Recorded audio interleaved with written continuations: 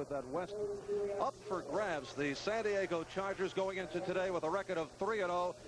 With less than a minute left at Foxborough, they are trailing the Patriots by the score of 27-21. Chargers looking to make it back off a 1-yard run by Clarence Williams. And it makes it very important for this game, mainly because Denver and Seattle are chasing San Diego, leading the AFC West. The loser here might have trouble getting back in the race. Here's a look at that touchdown as Fouts will hand off to Clarence Williams, and this plus the extra point will cut it down to the 27-21 situation they are right now in the final minute of play at Foxborough. Well, Mike, is a one-time receiver in the National Football League. I know that you admire the receiving combination of Seattle last week, combination of Jim Zorn and Steve Largent, and whipping Oakland 27-10. And the Seahawks didn't get off to a good start passing, but Jim Zorn had a big day against Oakland last week. Over 200 yards, 3 touchdown passes. Steve Largent, the leading wide receiver in the National Football League as far as receptions, last year 71, had 5 catches last week for 139 yards and 2 touchdowns, and they were the key against Oakland. At the same time, the Broncos were defeating the Atlanta Falcons in overtime off a solid performance by Bronco quarterback Norris Weiss. And there has been a controversy here in Denver. The #1 quarterback job has been taken over by Weiss from Craig Morton, who took him to the Super Bowl, and the jury's still out on Weiss. We'll watch him very closely today. And Denver able to win it in overtime on the field goal by Jim Turner, who is now the #2 leading scorer in the history of the National Football League. And also, the last time Seattle and Denver met last season, Jim Turner kicked a field goal in overtime to win it. He could be the guy that does it again today. We have Denver and Seattle upcoming here on NBC, and we'll be back right after these words.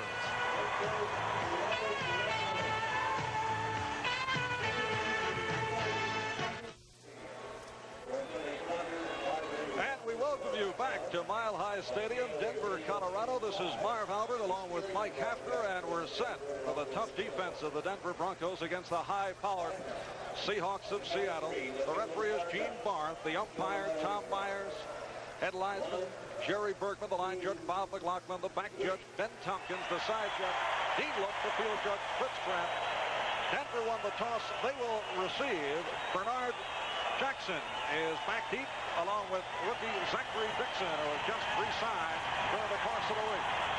And you can hear the crowd right at the start as Efren Herrera gets set to kick it off. And they're going crazy in Denver, Marv. It's Orange Sunday as the mayor has designated, and these fans in Denver, as most of the country knows, just go crazy for their club. Sellout crowd, better than 75,000 on hand, and we're underway.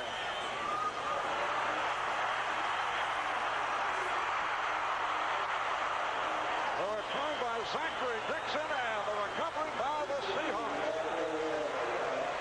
Zach Dixon was just picked up and signed by the Broncos, and there's a rookie who has made a mistake and given the Seahawks perfect field position.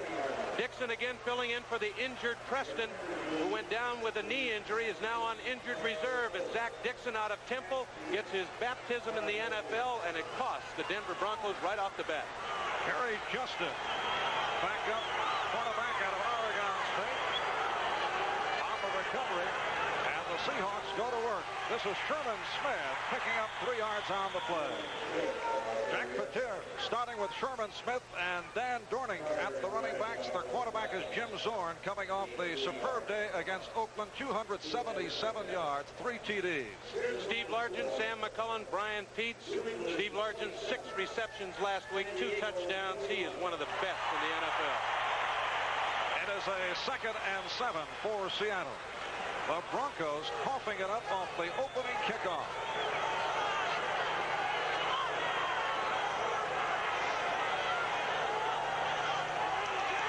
To throw on 2nd down, and he completes it. Duke Ferguson, wide receiver, a 3-year pro out of San Diego State, bumped out of bounds by Lewis Wright. Seattle with Nick Bebout, Steve August at the tackles, Tom Lynch, Ron Coder at the guards, the center, John Yarno. Bebout back in the lineup after being injured. He's going to help that Seahawks offensive line.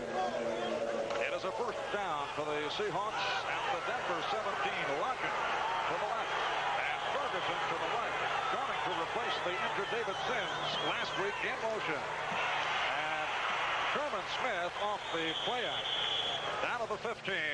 Marty Chavis, the defensive left end, number 79, on the tackle. As you look at that front three of Denver.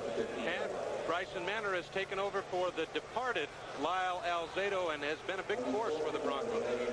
There are the linebackers, Swenson, Rizzo, Gradishar, Jackson. Gradishar won every MVP award for defense last year. That's the best crew in the NFL right there. Jackson making it back after missing the game against Atlanta with a sprained calf. 2nd and 8 from the 15 for the Seahawks of Seattle. That's Dornick fighting his way down to the 11-yard line. Dan Dornick, a second-year pro out of Washington State, picked up in a mystifying trade with the New York Giants. Mystifying to Giant fans back in New York as you look at that Denver secondary. Steve Foley, Billy Thompson, been in the league 11 years. Bernard Jackson and Louis Wright, who most receivers say is the best that ever played corner. It is a 3rd and 4 for the Seahawks. At the Denver 11, Ferguson, wide left. The tight end is Brian Peets. The setbacks are Smith and Dornick. An official timeout as John Yarno wanted a new football. So it's warm here today. Surprisingly warm for Denver, Colorado, and I think a little sweat dropped on the ball. So here's the 3rd and 4. Zorn to throw, goes for the end zone, but it is incomplete. The intended receiver was Ferguson. Ferguson slipped down that time, and Zorn had no chance. All he could do was throw it away. He'll have to settle for a 3-point try. Efren Herrera with number 10, Zorn to hold. Herrera, the 5-year man out of UCLA. 4 out of 6 thus far this season. Has hit from 34, 32, 46, and 20. This from 28 yards out. Big left for the Bronco defense. They held him to a field goal after that terrible turnover. And Herrera puts it through. 28-yard field goal. The Seattle Seahawks with a happy coach, Jack Patera, although he rarely will smile to show his happiness. Able to jump in front of the Broncos at the this juncture. The score is 3-0.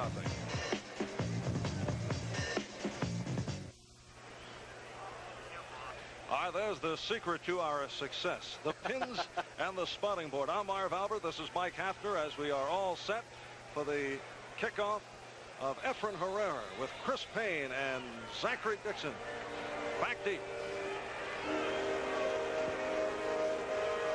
And here is Herrera.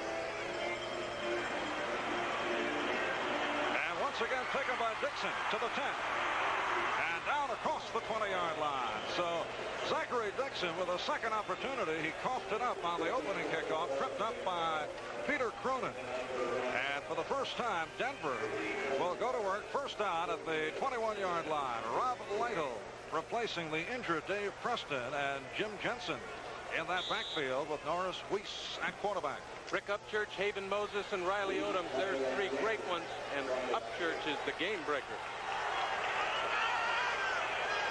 3-0 Seahawks lead. 28-yard field goal by Efren Herrera early in this first quarter doing it. That's Moses peeling off. And Lytle, straight ahead move. Rob Lytle is coming off a badly sprained right knee. And he's replacing a guy who had a badly sprained right knee. New England Patriots able to hold on. So San Diego is beaten for the first time this season. They are now 3-1. And as we mentioned right at the start, that AFC West should go right down to the wire. It's an important game for the Broncos and the Seahawks. The Seahawks can be 2-2 and just a game out. The Broncos, if they win, could tie San Diego. 2nd and 4 for Denver at their 27-yard line. They are trailing 3-0. This is Jensen trying to pick his way through out near the first down marker, but short by a yard. Terry Beeson, middle linebacker, making the stop as you take a look at the Denver offensive line. And Dave Studdard, they finally found a left tackle in Denver. He was a free agent who had been with Baltimore last year. That's the problem area, though, for the Broncos, that offensive line. It is a 3rd and 1 for the Broncos. John Keyworth checks in along with the extra tight end, Ron Egloff. Of course, Red Miller likes to do a lot of shuffling, particularly in the backfield. There was a mix-up right there. You got to get those things down. It's no time to be messing around at 3rd and 1. And here is the 3rd and 1 for the Broncos. Lytle stacked up. We'll have to wait and see where his forward progress was marked. And he will be short as Beeson, the middle linebacker, was able to fill the hole as you look at the Seattle defensive line of Ernie Price, Robert Harty, Mano Tuiasosopo, and Bill Gregory. You did good on Tuiasosopo. It's 2 weeks in a row, Mike. He was their first-round draft choice and an outstanding football player. This is Luke Prestridge, rookie out of Baylor, getting sent to Budawood. Back deep is Jeff Moore. And that's Moore across the 30 to the 40. And out of bounds. Good run back by Jeff Moore. So there's a timeout on the field with the score. The Seattle Seahawks 3 and the Denver Broncos nothing. All right, Zorn with the pitch. This is Dorning outside, out to midfield. Dan Dorning, who had a superb game last week in his first start, replacing the injured David Sims, was run out by the combination of Gradishar and the strong safety, Bill Thompson. It's tough to run outside against the Broncos. There's the some final scores, and I had Buffalo when they scored 51, so the Jets know what the Buffalo offense can do. Sensational rookie Jerry Butler caught 4 touchdown passes thrown by Joe Ferguson to lead Buffalo. 2nd and 5 from the 48. Smith and Dorning, the running back. That's Largent moving. And here's Dorning again. Picked up 4 on the play. Reuben Carter, Barney Chavis making the stop. Number 79 is Chavis, 7-year man out of South Carolina State. Well, the Steelers did not have an easy time in getting by the Baltimore Colts. Baltimore had a 13-10 lead going into that 4th period, and the Steelers pulled it out again. That's 3 weeks in a row. Crowd urging on the Denver defensive unit, 3rd and 1. And he's picked up. Well, let's see, a penalty marker is down. It's close to the first down. And I think Seattle moved before the snap, and I was right. Watch for some movement in that offensive line by Seattle.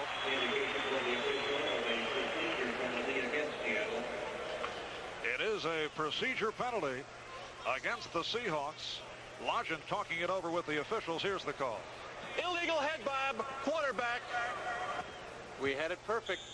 Zorn bobbed his head before the snap. He's been warned about that in the first 3 games of the season and said if he keeps on doing it, they will call it, and they did, in fact, on that play. It is a 3rd and 6 now, back at the 47-yard line. McCullough slot left. Smith and Dorning are back, and here's Zorn to throw. Incomplete. The intended receiver fell down as Lewis White was covering on the play. Dorning, the intended receiver, out on the left line. Dornick slipped and fell. Zorn was looking just for the first down, had that receiver in mind all the time. When he went down, Zorn had no chance. Kansas City leading the Oakland Raiders 21-0 in the 3rd quarter. We saw Oakland lose to Seattle convincingly last week, although that last touchdown that the Seahawks went for has created some controversy. Herman Weaver punting away and keeping it away from Rick Upchurch. And the roll is down across the 5-yard line. Outstanding punt by Herman Weaver, who was here in the Denver Broncos camp last year, beaten out by Bucky Dilts, who was subsequently beaten out by Luke Prestridge. A 50-yard punt by Weaver. A timeout is called. When we resume, it'll be Denver's football. Seattle head coach Jack Patera, the AFC Coach of the Year last season after the Seahawks rolled up a record of 9-7, only their 3rd year of existence. It is a 1st and 10 for Denver. Dead field position, and the Seahawks have put the pressure on the Bronco offense. Back at the 4-yard line, Jensen and Lytle, the running back. Moses coming across. And here's Lytle with short yardage.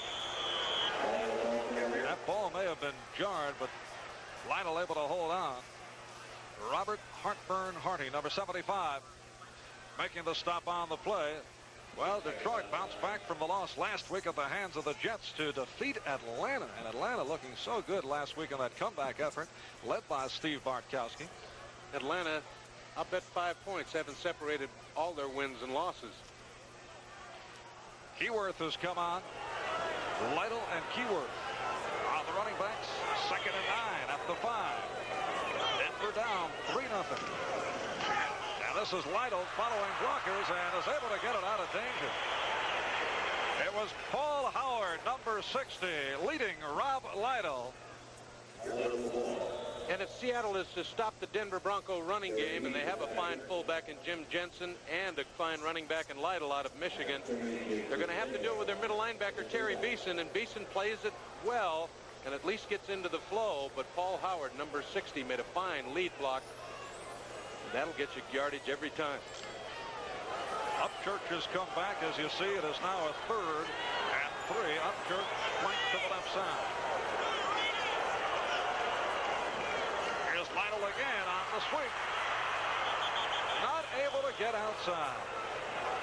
Again led by Howard, but this time not able to lead the way. Cornell Webster, the left cornerback, in on the tackle, and the Denver offensive unit hearing it from the crowd. Again, the Seahawks able to contain him. And when you start on the 5-yard line, it tends to limit what you can do offensively. You don't want to turn it over by throwing an interception, and you want to run conservative running plays so you don't have a fumble occur.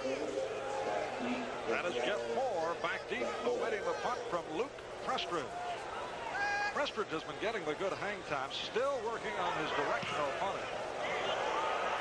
That time, good hang time, and Moore takes it to the 45.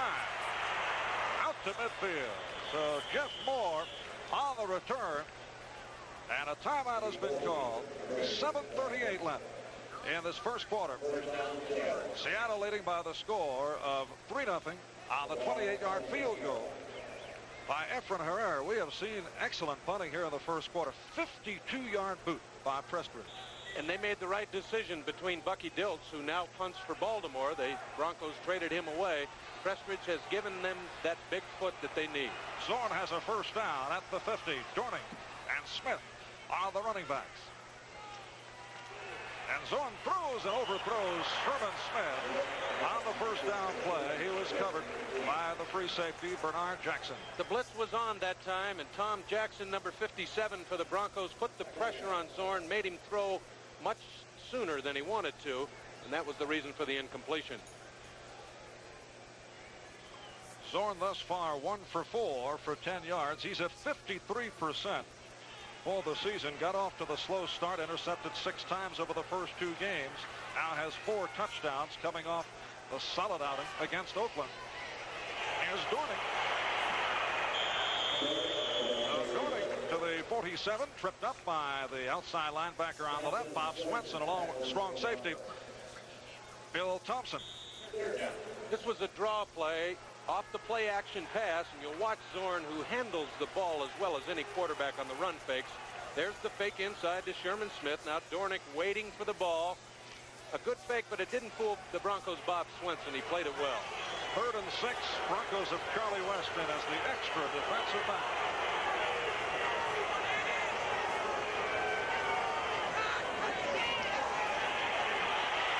Looking for Largent deep. And he's broken up. It appeared that Largent was bye-bye, but Lewis White was able to knock it away at the last instant. And I told you, Louis Wright may be one of the best cornerbacks that ever played the National Football League. He was beaten cleanly by Largent, but Wright, with his great final acceleration, was able to dive in front. Jim Zorn against the 5 backs all the way, and now watch, Louis Wright is beaten, but dives in front, knocks it away, and that is an outstanding cornerback play. And Thunderfoot Weaver pops one again, able to keep it away from Upchurch, but this one carries to the end zone. And they will bring it out. For Weaver, a 47-yard punt. Wild race in that National League East. Off the play action, Reese is hauled down. Number 58, the middle linebacker, Terry Beeson, a 3-year pro out of Kansas, getting to Reese. And Terry Beeson and the rest of the Seahawk defense aren't known for their blitzing, but they have obviously seen the films against Denver. And Norris Weiss has had problems handling the blitz. And watch Beeson, 58, along with his partners. And Beeson is there for the sack. Norris Weiss never had a chance to look downfield for his receivers. And Seattle's playing it right against a weak Denver offensive line. It is a 2nd and 18 back at the 12. Carl Eller, number 77, is now in at right defensive end. Keyworth is back in the Denver backfield. Weiss looking and pops one off. As Keyworth with just a short pickup. Seattle covering very well. Norris Weiss tried to set up a screen pass to his fullback that time, and he did not fool the Seattle Seahawks defense, especially cornerback Dave Brown, who didn't go with the wide receiver deep, just stayed there to stop the screen.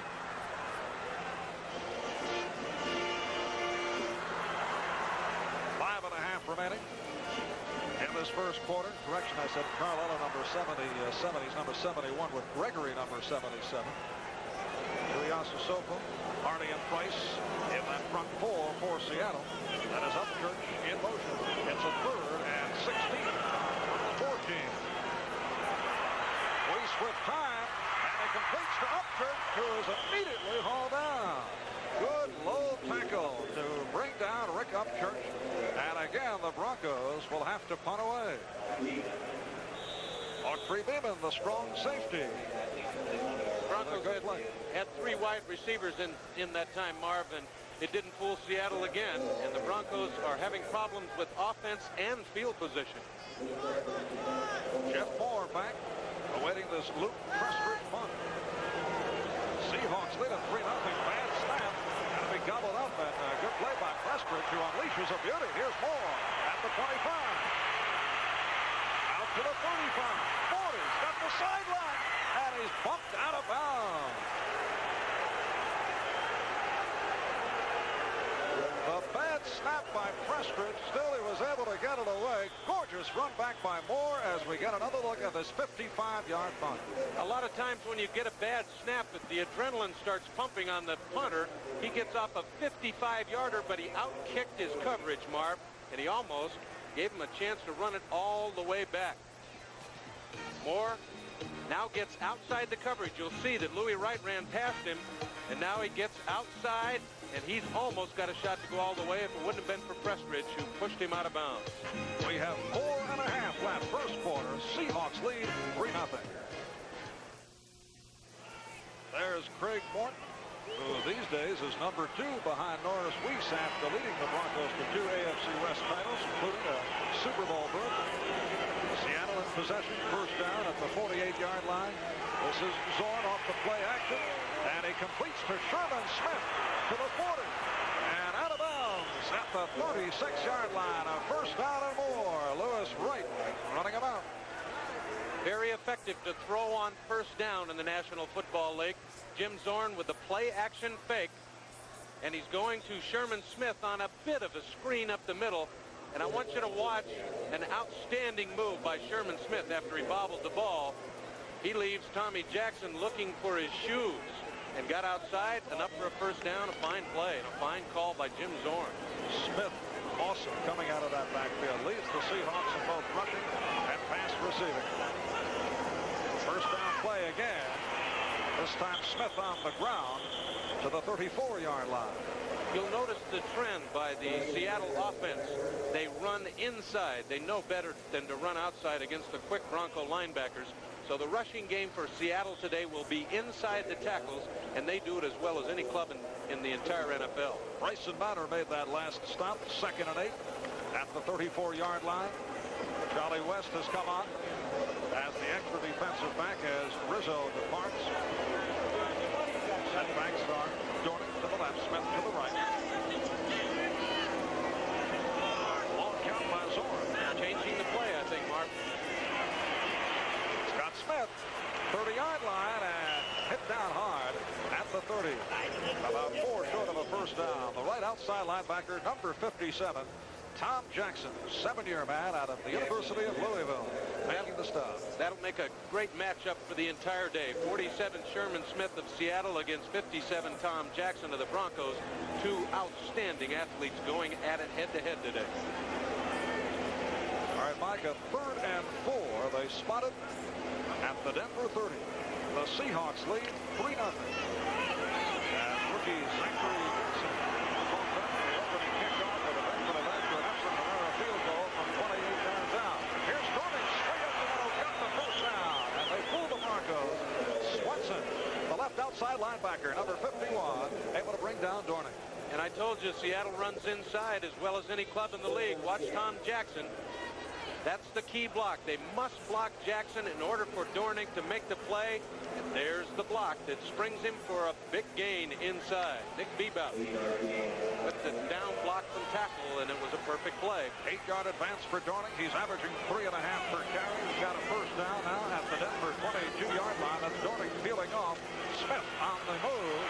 And a good move by Sherman Smith inside the 15-yard line. Crowd getting a bit restless here about the Denver defensive play. Rizzo and Jackson were able to bring down Sherman Smith, but the Seahawks game plan very effective to this point. Run up inside those tackles, and Sherman Smith and Dornick have been a force. A 2nd and 3 for Seattle. Ferguson left, Largent right. And again it's Smith. He is gang tackled short of a first down. David Sims yet to see action. He was scratched last week because of a neck bruise. Dornick started in place of Sims, who only led the National Football League in touchdowns scored last year, although he missed 4 games. And it's going to be tough to get Dornick out of that lineup. The entire running back corps for the Seahawks is one of the best young crews in the National Football League, and they're showing their effectiveness. 1:15 left first quarter. 3rd and 2 for Seattle. This capacity crowd urging the Broncos defense to the other line. And they do the job. Led by Bernie Davis, stopping Smith on his attempt to get that first down. Also, Kit Lathrop, number 75 for the Broncos, who had come in that short yardage situation, got the big hit upstairs. And if you're trying to gain 1 yard, you don't want the guy to fall forward. You need that tackler up around the shoulder pads to stop him. Lathrop was there to do it. Steve Rabel has come on now for the Seahawks. As you look at Red Miller, the coach of the Denver Broncos. He can't go out and make the tackle for him. It is a 4th and 1. A fumble on the snap. Penalty flags thrown down.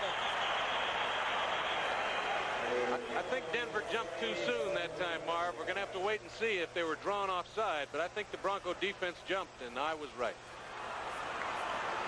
Indication by the referee, Gene Barth, as we get another look at that play. Kit Lathrop, 75, got his nose over that ball before the snap. That caused the fumble, and therefore the 5-yard penalty. Jim Zorn was lucky that time. A break for the Seahawks. They pick up the first down. Interior lineman defense, offside, first down. It is a 1st and goal at the 7-yard line. Our camera crew was better than the referees. They didn't even know who jumped, and our camera guys got it right on the button. Yes, you know, when they don't reveal the number, they don't know. Here's McCullum to the left, Largent right. Dornick, the setback behind Zorn. Now this is Dornick. Not able to make the move outside. Hit by Steve Foley, the right cornerback. That ball was jarred loose over the sideline. And a penalty marker thrown down as Dornick took a pretty hard shot. And I told you can't run outside against the Broncos. They're just too tough, but they can sure move when you get that yellow penalty flag on the ground. And a personal foul being handed out. It appeared to be Tom Jackson who came over after the initial hit was made. Watch Dornick's back foot. It slides out of bounds after Steve Foley gives him a heck of a shot to stop him. Now you'll watch. He's out of bounds now, and he shouldn't be hit. And Jackson, oh. First down. You can't throw that arm in there like that. You'll get caught every time. Jackson's a very emotional player, but you can't afford 15-yard penalties in that situation. Makes for a 1st and goal. They move it up to the 5-yard line. Ferguson left, Largent right. 35 seconds left in this first quarter, and the Seahawks are threatening. They lead it 3-0.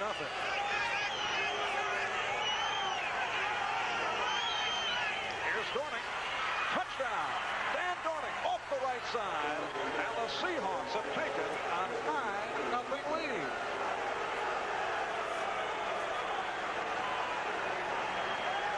And again, the place to run against the Denver Broncos is inside the tackles. Watch Dan Dornick. He just waits for the blocking to fold in, and he walks into the end zone out of the arms of Tom Jackson, 57, and then slams it and says, "In your face, Broncos." Efren Herrera with Jim Zorn holding. Herrera 5 out of 6 in placements thus far this season. Someone moves, penalty marker down, will not matter as Herrera puts it right through. Broncos again over anxious, look to be Lewis Wright coming from the outside. Perfect call, Marv. It was Lewis Wright that jumped. Defense, number 20 offside. Points good, will penalize on the kickoff. So with 33 seconds remaining in this first quarter, the Broncos find themselves trailing the Seahawks of Seattle by the score of 10-0. Herrera getting set to kick off with Zachary Dixon and Chris Payne are back, and that kickoff will come from the 40-yard line off the penalty called on Lewis Wright on that placement. Seahawks with a 10-0 lead. They come in with a record of 1-2. They were beaten by San Diego 33-16 in the home opener, losing in Miami 19-10. Last Sunday at the Kingdome in Seattle, they beat Oakland 27-10. And prior to last week, turnovers killed this ball club. Last week against the Raiders, they did not commit a turnover. And strangely, Denver, despite the awesome defensive record, has not come up with a turnover thus far this season. Line drive kick by Herrera, and it gets by Dixon, and they'll bring it out to the 20. He has really had a horror show here in the first quarter. He doesn't pay to be a rookie in the National Football League, according to Zach Dixon. Again, bad field position for the Broncos. And I'll tell you, that football takes crazy bounces. Zach Dixon looks like a shortstop, and all of a sudden he gets the bad bounce back into the end zone. Even if it would have touched Dixon, the ball would have been called a muff and come out to the 20-yard line. No fumble. 1st and 10 now at the 20. There you see that Seattle scoring drive capped off by the 5-yard run for the TD by Dan Dornick. Seattle leading it 10-0. Quarterback is Norris Weiss. Running backs are Lytle and Jensen. Odoms in motion. Weiss to throw. With time. And he throws deep. And he throws down Riley Odoms. Out of the 35-yard line.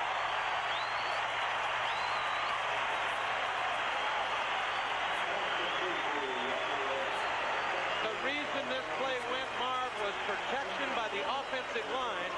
If I'd have had a stopwatch, I'll give Norris Weiss 5 seconds to throw this football. The questionable Bronco line has done his thing. Weiss has all time to throw, and Riley Odoms can get deep on any strong safety, and that gets the Broncos out of a big hole, and they needed something to fire them up. 45-yard pass play.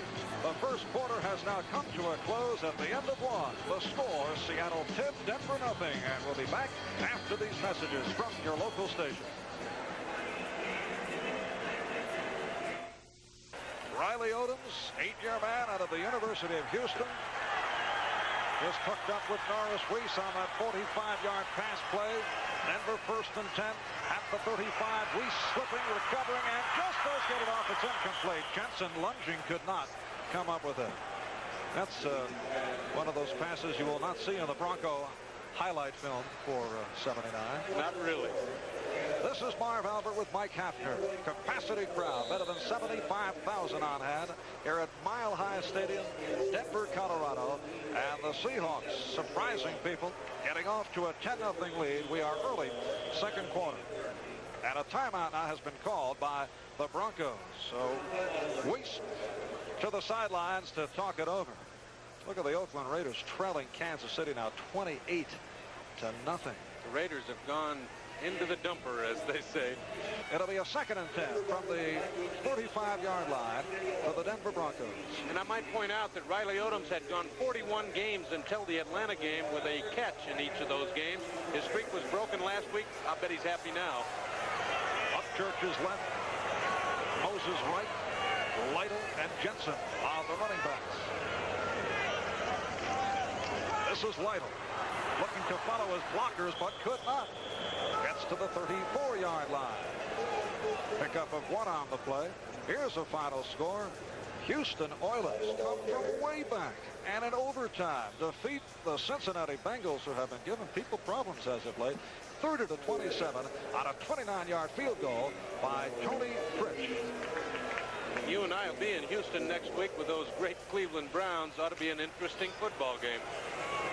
Cincinnati had a 24-0 lead in the second quarter. They lose it 30-27. Otis Armstrong has come on. Number 24 in that Bronco backfield for the first time. It's a 3rd and 9. And Weiss throws deep. How they knock it down with a big pass interference against the Seahawks. Cornell Webster. There was no one in sight because Webster had done a job on the tight end, Riley Odoms, who is shaken up, but apparently all right. It was safety blitz that time. Number 44, Harris. John Harris was on the blitz for Seattle. Norris Weiss read it. And I'll tell you, Riley Odoms would have been wide open in the for a touchdown if Cornell Webster hadn't knocked him down, and that's the penalty. Odoms now replaced by Ron Egloff. There's Riley limping off. Nobody can hurt a guy that big. He'll be back. So Egloff has come out, and the Broncos now first down at the Seattle 17-yard line. Lytle and Jensen now back in the backfield. They go with a slot left formation. And here's Lytle. Pulling to the 14-yard line. Sammy Green, the left side linebacker, making the stop. Seahawks have Price, Hardy, Tuiasa Sopo. Up front along with Eller, Green, Beeson, and Butler, the linebackers. Brown and Webster in the corners. Beeman and Harris are the deep men. How they doing in Kansas City and Oakland? Holy cow. No contest there, folks. 2nd and 7 for the Broncos. Opening minute, second quarter. Denver trailing 10-0. Off the play action. Weiss throwing on the run. But Jensen is out of bounds at the 10. So a 4-yard pickup. It will be a 3rd and 3. Very crucial play now for the Bronco offense. Seattle knows that they haven't got the outside speed in the running game, so I would imagine that pass is what Seattle will be looking for. Broncos come in with a record of 2-1. They beat Cincinnati only 10-0 here in Denver. Lost to L.A. in that Thursday night game, 13-9. That off the fumble late in the game by Craig Morton. Beat Atlanta in overtime last week on the Turner field goal. And right here on Orange Sunday are trailing. The surprising Seahawks off the spinning move. Jensen goes short. I don't fathom that call at all. The Broncos' offensive line is not blocked well for the run. The draw play would have been good with a good rushing club, but not for Denver. They should have put the ball up there. And here is Jim Turner in his 16th year out of Utah State. He's 38 years old. He is now the 2nd all-time leading scorer in the NFL. He is 3 out of 5 this season. He's hit from 37, 24, 24. He's missed from 27 and from 32. And this will be a 27-yard attempt. And it is good. So Turner puts it through, and the Broncos are on the board now trailing by the score of 10-3 with 12:43 left in the second quarter. We'll be back in a moment. On the right, number 24, Al Hunter, 3-year man of Notre Dame. Jeff Moore, the rookie out of Jackson State, at the top of your picture awaiting this Jim Turner kickoff. And This is Moore. Huntley. And on the recovery out to the 10. 15. 20. Breaks loose. Out to the 34-yard line. Another beautiful run by Jeff Moore. And let's talk about this Denver coverage. One of the things that happens, Marv, is when the receiver drops the football, the special team coverage sees that, tends to slow up, doesn't get a good gauge on when he'll take off, and Moore finds a hole in the Broncos special teams kickoff unit and gets a big yardage and some good field position for the Seahawks. Backup linebacker Jim Ryan was able to bring him down. It's a first down for the Seahawks at their 34-yard line. The quarterback is Zorn. The running backs are Dornick and Smith. Seahawks leading it 10-3. Art Zorn throwing deep. He's got Largent. And Largent down across the 25-yard line. What a gorgeous pattern was run by Steve Largent. Largent had the great day last week and a perfect time to throw the play-action pass. 1st and 10. It was designed to Largent all the way. Watch Zorn. He's going to make at least a halfway fake of the running play. Now he'll drop back, and he knows Largent is his only deep receiver. He's got him split between Bernard Jackson, and now look at the turnaround. Great concentration, tremendous hands, and great field position for the Seahawks. Last week, Largent set a club record, 6 receptions, 139 yards, and 2 touchdowns. Zorn this time swings it to Smith. He's in traffic and is tripped up. There's that matchup again, Tom Jackson against Sherman Smith. Jackson made the tackle and stopped it for no gain.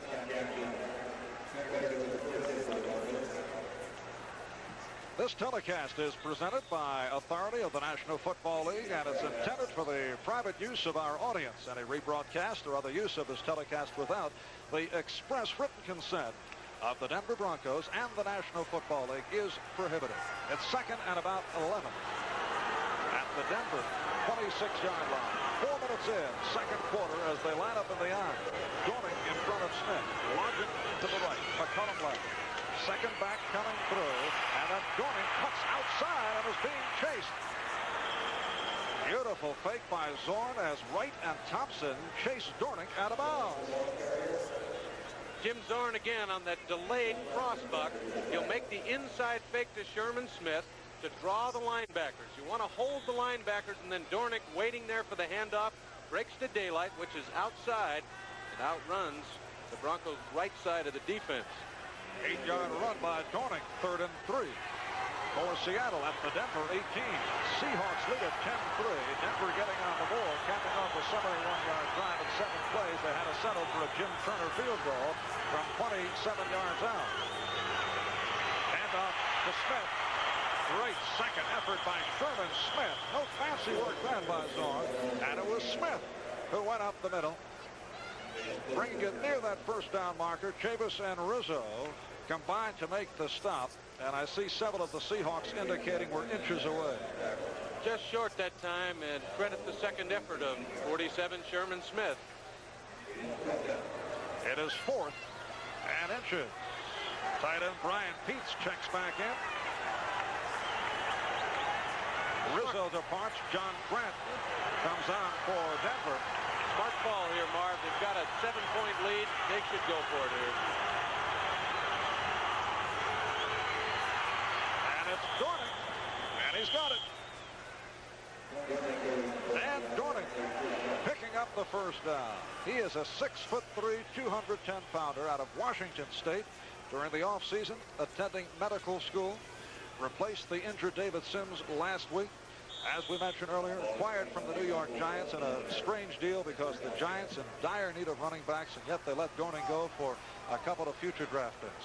Dornick could certainly help the Giants because he's doing a whole bunch for the Seahawks. First down at the 14. Dornick now 9 carries, 35 yards. McCollum to the right. Largent left. And this is Smith. Straight ahead power move by Sherman Smith. The Bronco defensive line is just getting blown out by the Seattle Seahawks. There was a tremendous surge there, and every one of the offensive linemen for Seattle was at least 5 yards down the field. It'll be a 2nd and 2 down at the 6-yard line. And there have been question marks going into this season. In fact, going into the last couple of games about that Seattle offensive line. They have looked very tough here in the first half. Bebout, Lynch, Yano, Coder, and August doing the job. 2nd and 6. McCullough moving over to the right and followed across by Wright. And here is Dornick as they keep it on the ground. This time he is stacked up. Might have picked up a yard and then pushed back as the nose tackle, Reuben Carter, was all over Dan Dornick. You can't go to the well too often. I think the Broncos have finally realized that Seattle is going to run inside the tackles, and they're going to have to stop it. Number 57, Tom Jackson, looking very upset, and he's not alone, you can be sure. This Bronco defense is not used to being shoved around the field like they have been in this first half. It is a 3rd and 1. Down at the 5.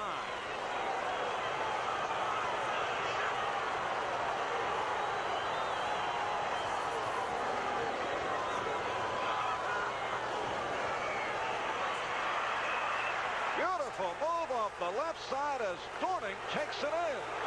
What a fake by Zorn.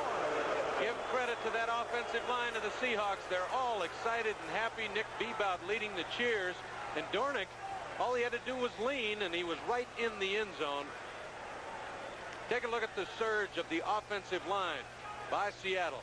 Give these guys a bunch of credit. A great lead block by Sherman Smith, and Dornick, with his shoulder down, is in the end zone, and they've humiliated the Orange Crush defense. And this, the number 1 ranked defense against the rush in the National Football League going in. Here is Herrera putting it right through, and the Seattle Seahawks surprising people around the country when this score is flashed. They now lead the Denver Broncos 17-3 with 8:09 left, 2nd quarter.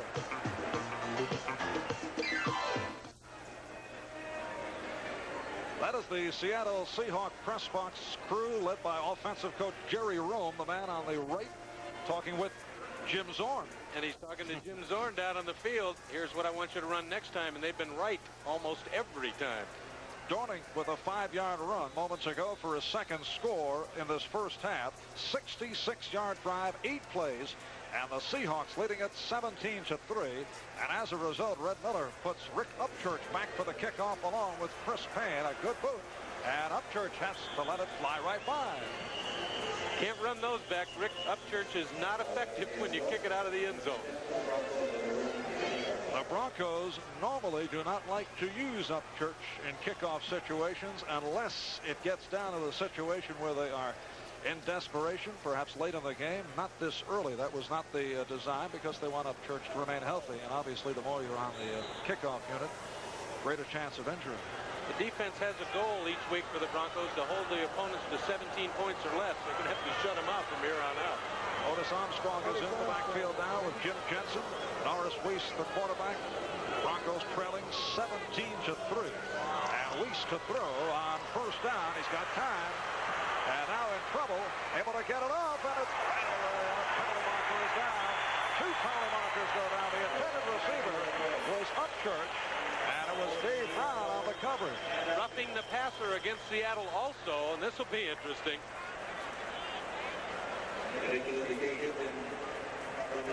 We had pass interference on Dave Brown, and also roughing the passer. Watch Norris Weiss. He's on the scramble. He can't find a receiver open. The pressure is not that much. He breaks to the outside. Now he's going to try to hit Riley Odoms, and then is snowed under. And there's Dave Brown. Against the defense. Defensive interference, number 22. Roughing the passer, 58. Interference was a penalty taken. 1st down. The pass interference takes precedence. They will take 1st down at the point where Dave Brown interfered with tight end Riley Odoms.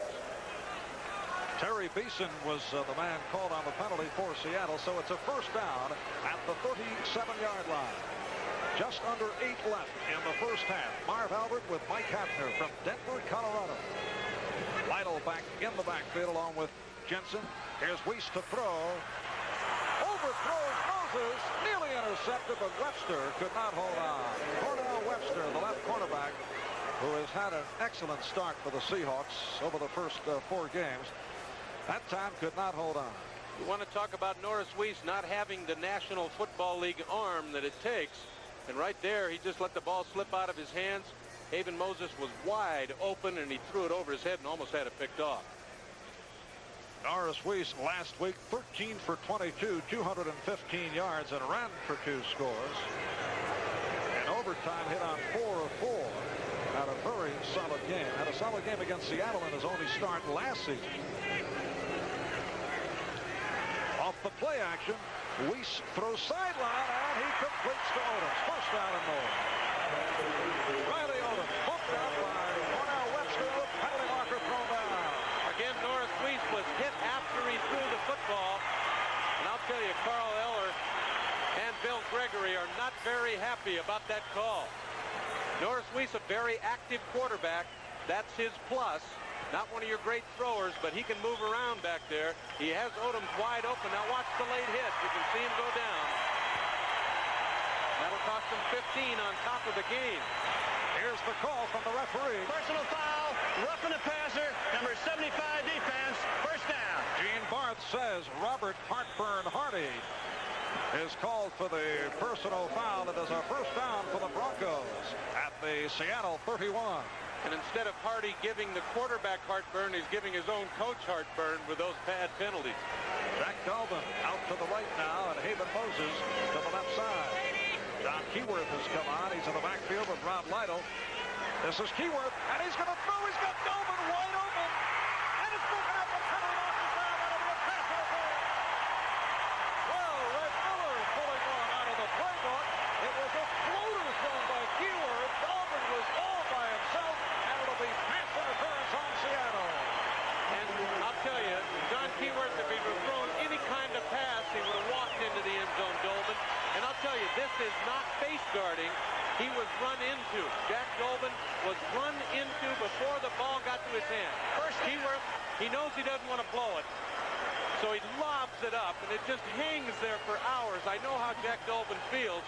Please come down. Please come down. And Harris hits him before the ball gets there. A great call, pass interference. The Broncos first and goal at the 2-yard line. This capacity crowd now urging the Broncos on. They are trailing 17-3. This is Otis Armstrong, and he is it.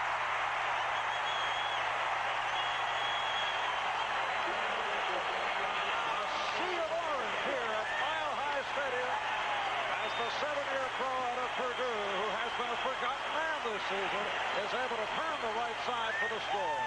An important thing for the Broncos rushing offense is some speed outside. And the fans in this town have been screaming for Otis Armstrong because he had that outside speed.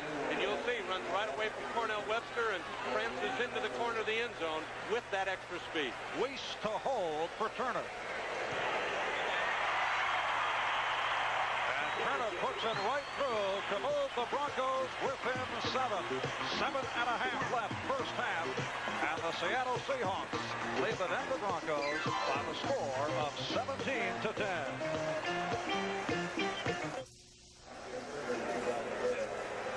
Seattle head coach Jack Patera on the left, and Denver's head man Red Miller on the right side. I think Jack is thinking about those Seattle penalties. 5 penalties have cost 89 yards. An 80-yard drive, 3 plays for the Broncos with Armstrong taking it in. 17-10 the score now. And on the kickoff, Al Hunter able to get by one would-be tackler, and Jim Ryan hauled him down. Right now we pause briefly for station identification. This is the NBC Television Network. This is KING-TV, Seattle. Marv Albert, Mike Hafner from Mile High Stadium in Denver, Colorado. The Seahawks first down at their 20-yard line with 7:20 left in the second quarter. Bronco defense has got to show they can't give up yardage like they've done for this entire first half. New backfield, David Sims and Tony Benjamin in there for Seattle. Largent on the reception, able to push his way across the 30. Ball was jarred loose out of bounds. Out of the 33, Foley and Jackson covering on the play. Obviously, Jim Zorn and his offensive coach, have discovered that the Broncos are weak against the pass on first down. Seems like every first down they go. Look at that Kansas City-Oakland score. Kenny Stabler sacked 6 times, 35-7. The Kansas City Chiefs walloping the Raiders, who are now 1 up and 3 down. First down at the 32 for Seattle. Zorn off the short set. Incomplete intended for Largent. Tommy underthrew Largent at the far side. It'll be a 2nd and 10. Here's the announcement on the Kansas City-Oakland score. Listen to the reaction. Yes, they do appreciate that here in Denver. Oakland, not one of the well-liked football clubs around America. Our Seattle fans up in the greater Northwest don't like them either, especially after last week. Zorn thus far 6 for 11, 79 yards. 2nd and 10. There's Benjamin with a hole. Benjamin to the 40-yard line. Making for a 3rd and 2. So Tony Benjamin and David Sims in the backfield for the first time this afternoon. Benjamin is a 3-year man out of Duke, a 6th-round draft pick back in '77. As you look at Randy Gradishar of the Denver Broncos, and we're going to take a look at that last play. Keep an eye on number 53. It's the sprint draw that Seattle runs so well, and they try to get the linebackers to go with flow, and Gradishar, he didn't have anything to do with that play. Sherman Smith has come back for this 3rd and 2. That's Sims in motion. Smith for the first down, and more, and much more. Sherman Smith to the Denver 45, the free safety, Bernard Jackson. Number 29, finally able to bring him down. And again, I can't say enough about this Seattle offensive line. They have really come together, and they are blocking Randy Gradishar, the best middle linebacker in the National Football League, according to the voters last year. And I think Gradishar had roller skates on that time. He had no chance to make the tackle. He was blocked perfectly. McCullum to the right, Largent left. First down for Seattle at the Denver 45. Seahawks lead it 17-10. And here is Zorn popping for Largent, incomplete. Took a good hit from Steve Foley, the right cornerback. Some of the Seahawks thought there should have been interference, but the officials say no. Again, we see that indication that Seattle wants to throw on first down against the Bronco defense. It'll be a 2nd and 10 as we get another look at the tail end of that play. I don't know. It's a judgment call by the back judge, and he felt that Steve Foley was going for the ball, and it had gotten by Largent. I don't know, though. Steve thinks it's pass interference. I might go with him. 2nd and 10. Again, Benjamin and Sims are the running backs.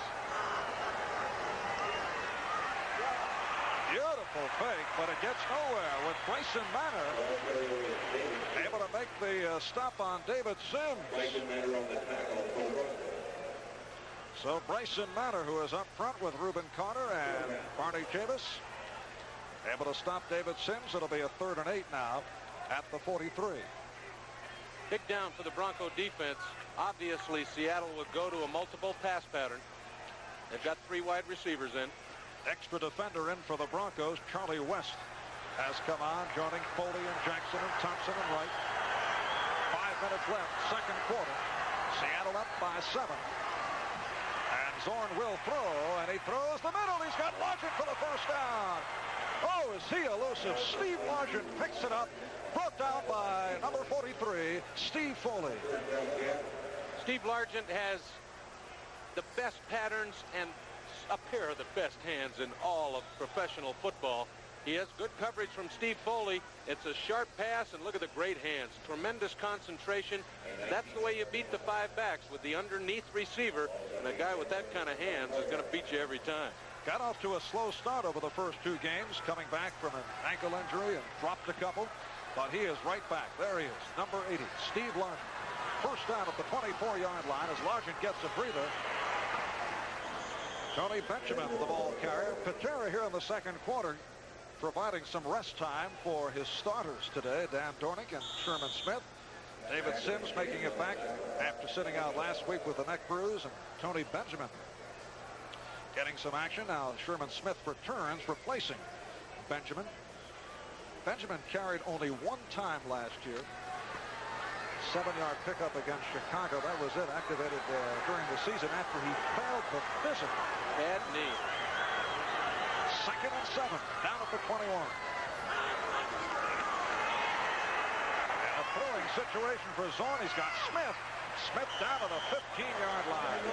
Randy Gradishar, the leading tackler on the Broncos, coming into today with 28 tackles and 18 assists. Able to stop that guy, Sherman Smith. Jim Zorn throws to his backs out of the backfield as well as any young quarterback. It'll be a 3rd and 1. Down at the 15. And here's another final score, Mike. The Redskins have beaten the St. Louis Cardinals 17-7.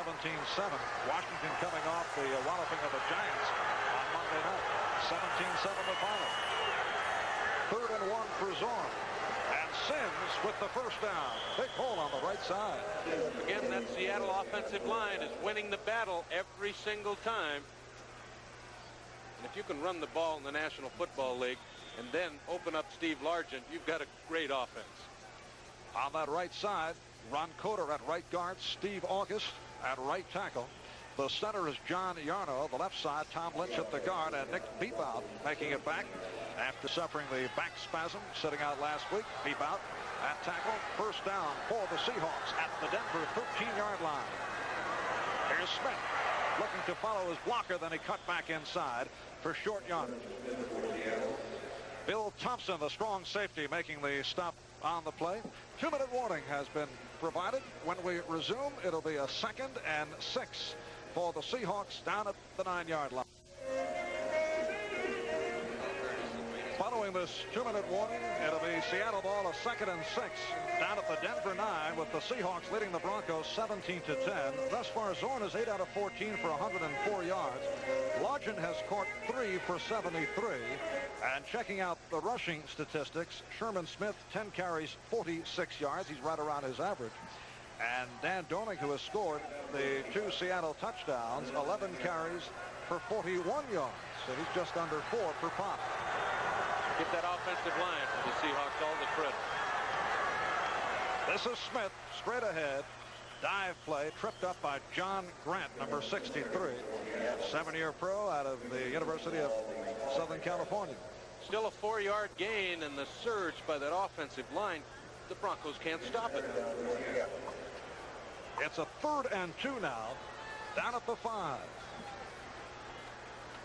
Again, the names of those offensive linemen, they deserve it here in the first half. Beebout, Lynch, Yarno, Coder, and August. They are having themselves a ball game. 3rd and 2 at the 5. David Sims with the fumble. Tom Jackson on the tackle, and apparently the whistle had blown, and Sims was able to hold on. So it's called no game. That was a big play for the Bronco defense. They'd given up all kinds of rushing yardage, and to get out of this with only a field goal instead of a touchdown might really help them. Watch that offensive line. This time the Broncos play it right. Tom Jackson slips inside of Sherman Smith's block, and that was the key play. Thus a 22-yard field goal attempt by Herrera, who hit from 28 earlier. He's back in Denver, Colorado. We are at halftime, just moments away from the second half kickoff, and the Denver Broncos are trailing the Seattle Seahawks by the score of 20-10. I'm Marv Albert along with Mike Hafner, and I would think that Red Miller, the Denver coach, had much to say to his defensive unit at halftime. The Denver Bronco defense was leading the National Football League against the rush, and I'm certain that Red Miller's red hair got a little redder at halftime, and also his face. He's got to have been upset. Mike, how do you explain the terrific play in the first half by that offensive line of the Seahawks? There are a few injuries on the Denver Broncos, in the defensive line especially, but I'll tell you, you got to give credit to the Seattle Seahawks front 5. They've been blocking well and getting the first surge.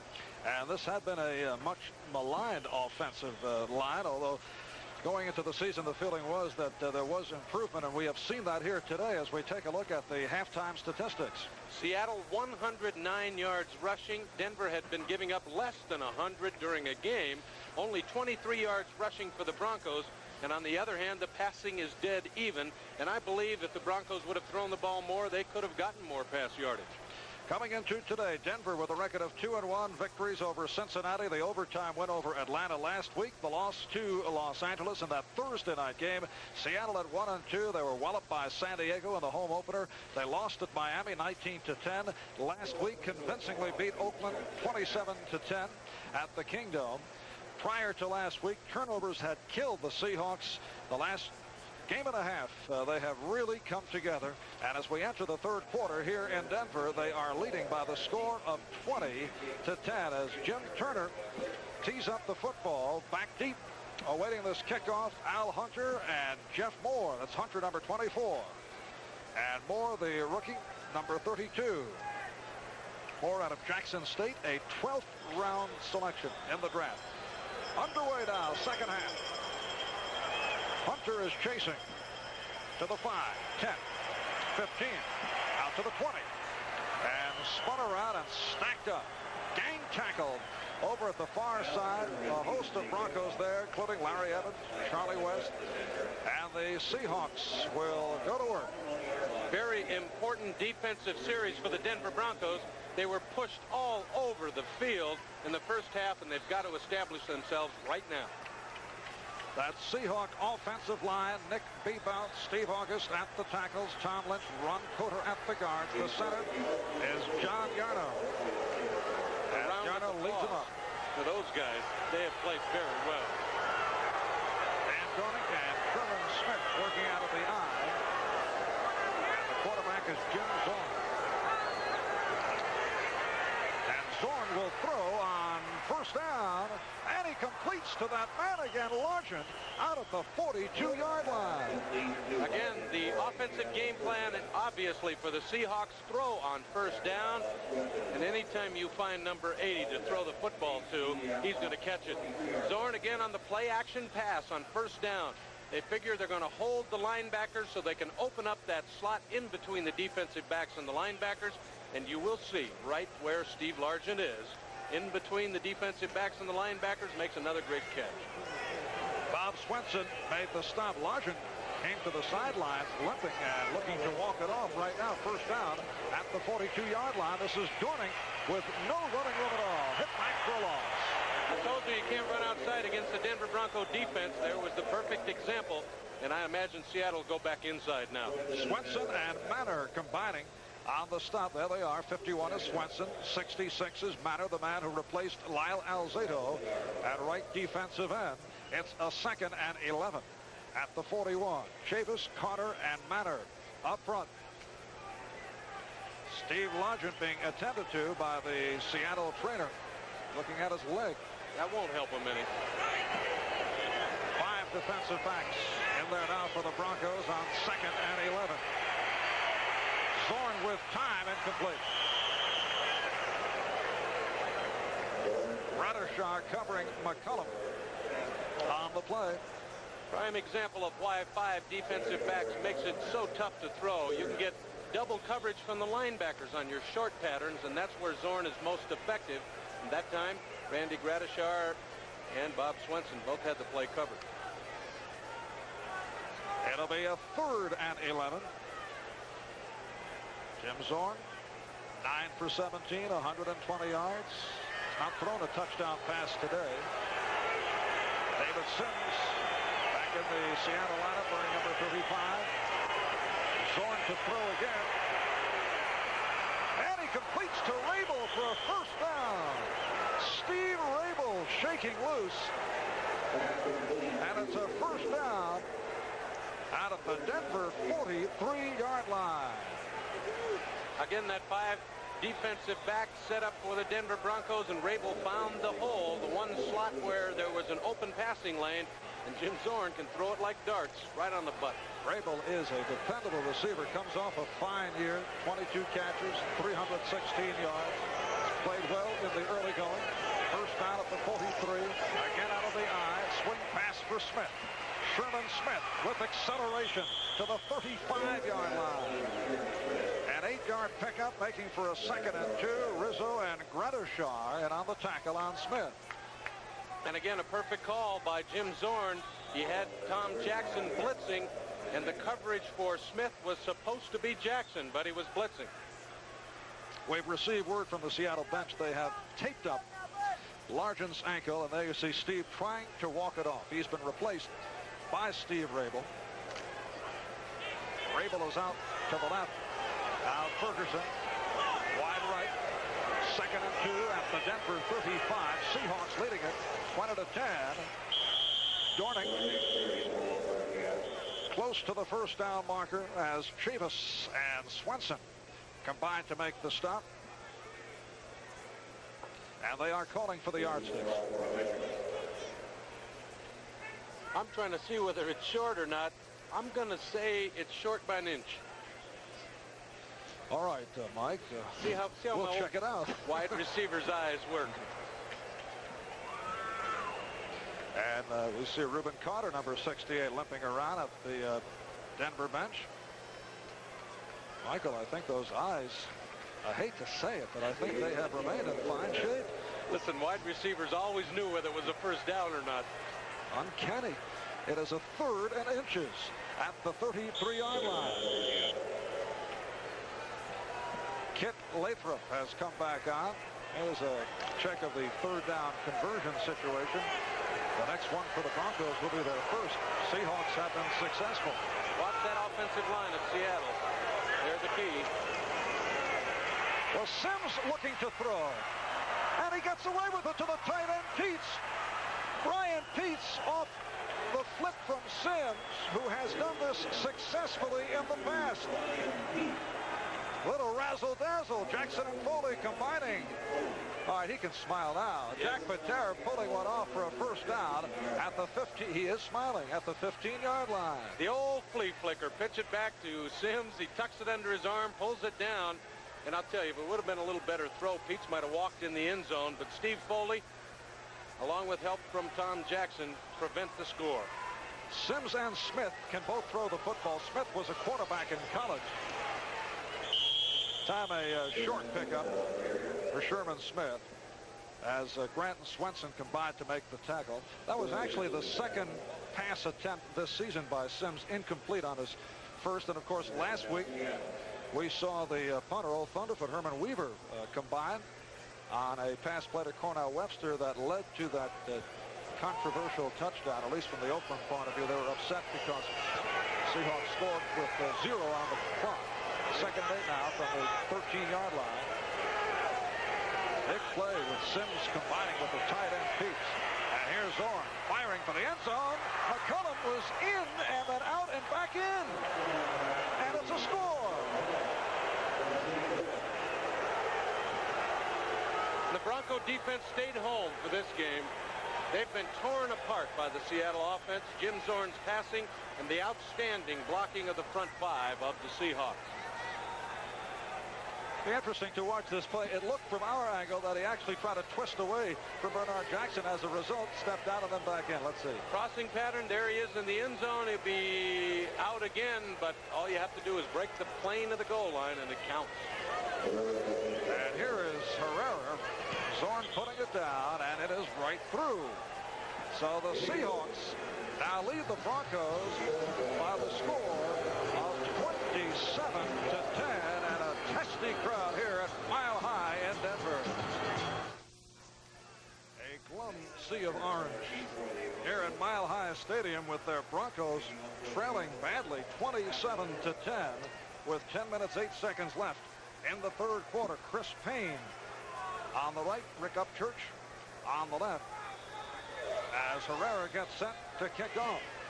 79-yard drive, 9 plays for Seattle, 13-yard touchdown pass from Zorn to McCullum. Zorn's first TD of the day, his 5th on the season.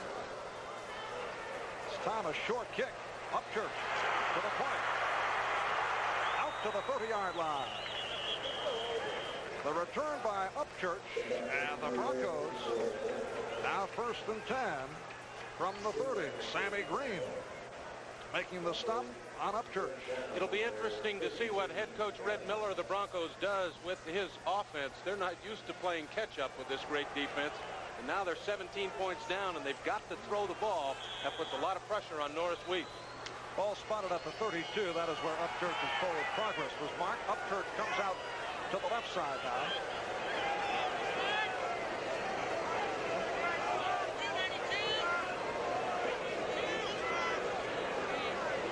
That is Odoms in motion. And Weiss in trouble. Looking to get away, and he does. The penalty mark is thrown down. Weiss out to the 50, to the 45, to the 40. Another flag is down. 3 penalty markers down. Weiss was able to run out of trouble.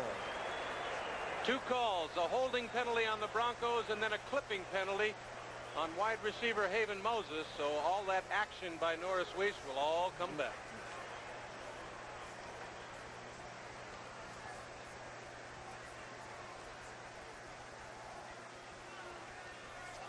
And there is that 3rd penalty flag down as you look at referee Gene Barth trying to collect his thoughts and all the penalty markers. He's going to have to sort it out. He's got flags all over the field.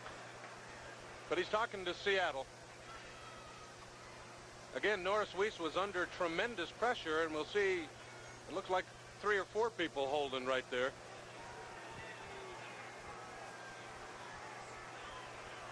There goes the penalty flag, so the holding penalty was there. 3 penalties against Denver. Illegal motion, holding, illegal use of the hands. Holding was a penalty taken. First down and 20. Well, take your pick. All 3 against the Broncos. That is the hat trick. Illegal motion, illegal use of the hands, and holding. And it's the holding one that will be posted. So it'll be a first and 20 now, back at the 22-yard line. The Broncos shift out of the eyes. Lionel moves off to the left. Jack Dalvin is back in at wide receiver. He is out to the left. That's Odoms in motion. And Weiss being pursued by Gregory, incomplete. Intended for Jensen coming out of the backfield. Weiss had a couple receivers open, but the pressure was just too much, and he couldn't find them. Had to try and dump it off, and it was a poor throw, and they'll go to 2nd and 20. Mike, do you think we will see Craig Morton perhaps next series? I wouldn't doubt it. They've got to throw the football to catch up. Weiss is not the pure passer that Morton is. Well, to this point, Morton has not begun warming up along the sidelines. We'll have to wait and see how Miller will play it. Broncos down 27-10, and the only way they can come back is to put it up in the air, particularly right here, 2nd and 20. And Weiss to throw. Gets it away, and it's intercepted. Intercepted by Harris out of the 10 to the 5. The Seahawks will have 1st and goal. 2nd interception of the day by the Seattle Seahawks. Earlier it was Keith Simpson, and now the 3-year pro out of Arizona State, John Harris. Not a smart throw by Norris Weiss. He was in the grasp of a defensive player. You just can't throw it up for grabs in the National Football League, and it was up there, and Harris picked it off. Again, the Broncos in a tough situation. They're down by 17. Seattle knows they have to throw it, and Weiss tried to jam it in to Haven Moses, and Harris stepped right in front, and it was an easy interception. John Harris, 7th-round draft pick last year. This is Harris's 2nd year. Named to most of the all-rookie teams a year ago. There's Craig Morton talking with quarterback coach Dave Curley. And Red Miller looking on as the Seahawks have a 1st and goal down at the 2-yard line. Here's Sherman Smith, and he's in. The Seahawks now lead it 33-10. And let me repeat these stats going into today. Denver's defense ranked #1 in the NFL against the run. They had allowed only 2 touchdowns this year prior to today as you watch Smith bring it home. There was just nothing to do but run into the wide open spaces, and we've got 2 quarterbacks down on the field at the Bronco bench warming up. Craig Morton and Craig Penrose. We'll see a new quarterback. And Efren Herrera puts it right through to give the Seahawks a 33-10 lead here in Denver. As you look at Craig Morton, get ready.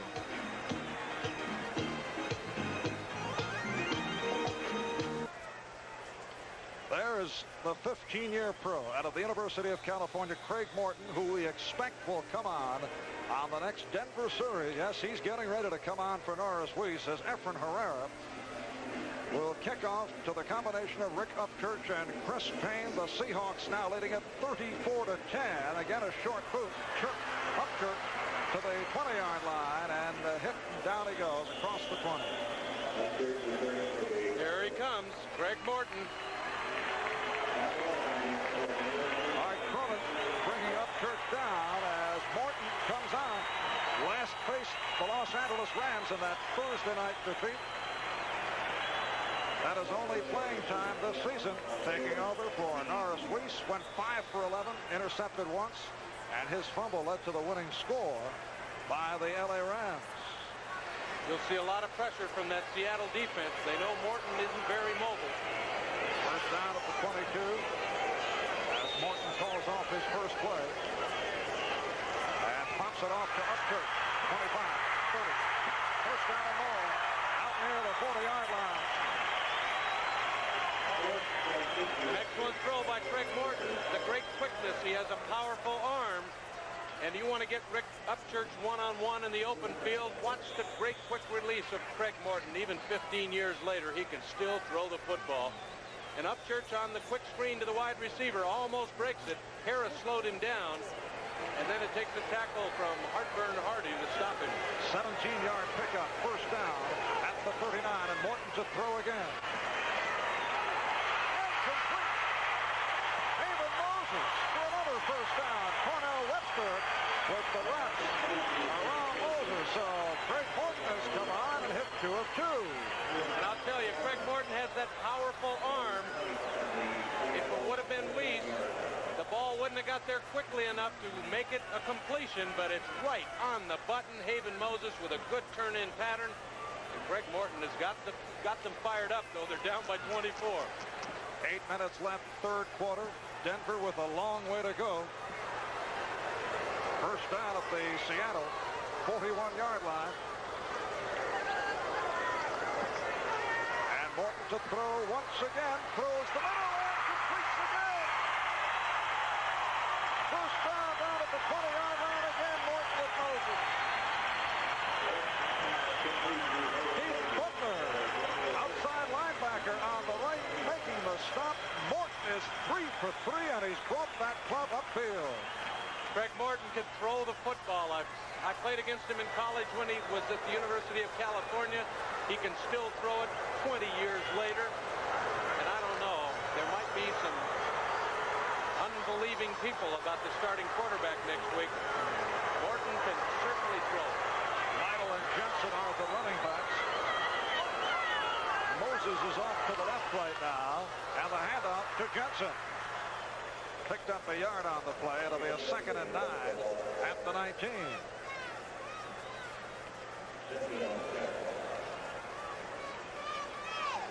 There you see Morton, 3 for 3, 58 yards.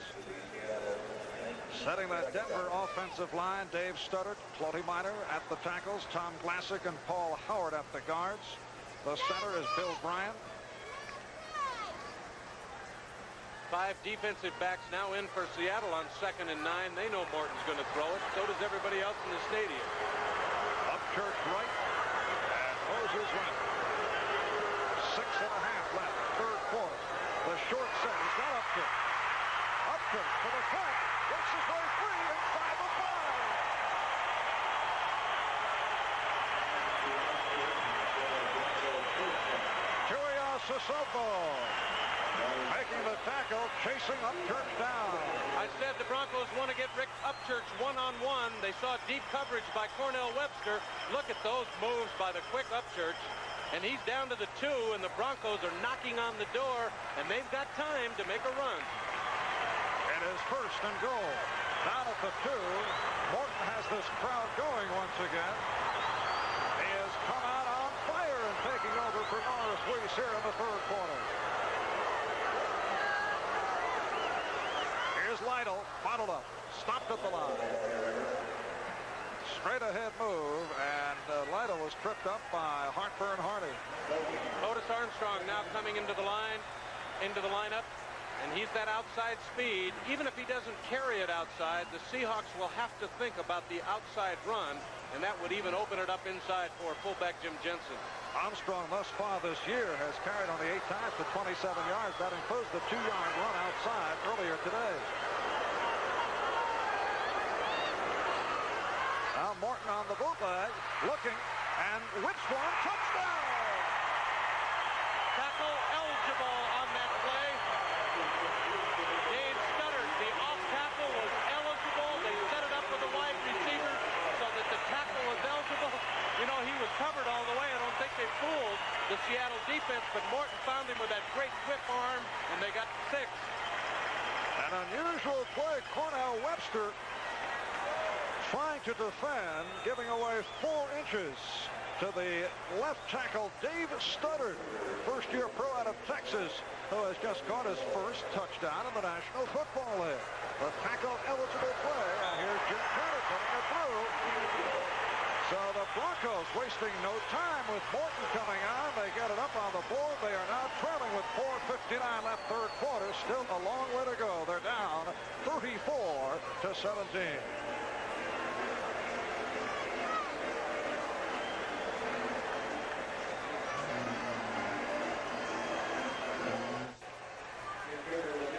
The Denver Broncos scoring drive, 78 yards, 7 plays within 4 minutes and 29 seconds. Craig Morton coming off the bench and firing bullets.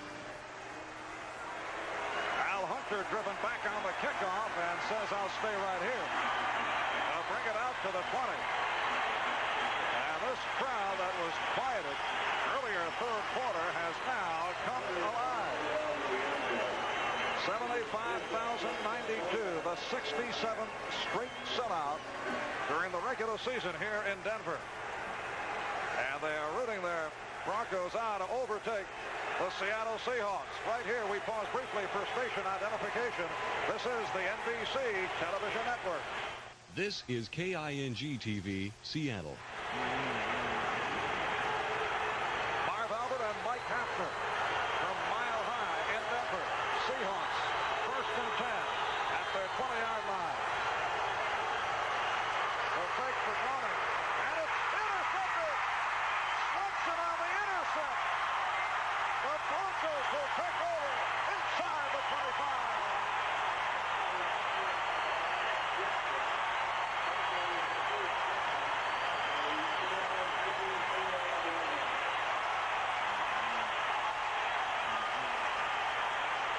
Watch the tremendous pressure by middle linebacker Randy Gradishar. It forces Zorn to throw the ball before he wants to. He tried to hit his tight end Peets, and Bob Swenson is there to pick it off. And the Orange Madness is getting madness. And Mike, that's the first turnover this season that the Broncos have been able to come up with it. In game number 4, as Swenson picked it off, Morton, who is 5 for 5 for 77 yards, running the Broncos right here, gets the quiet.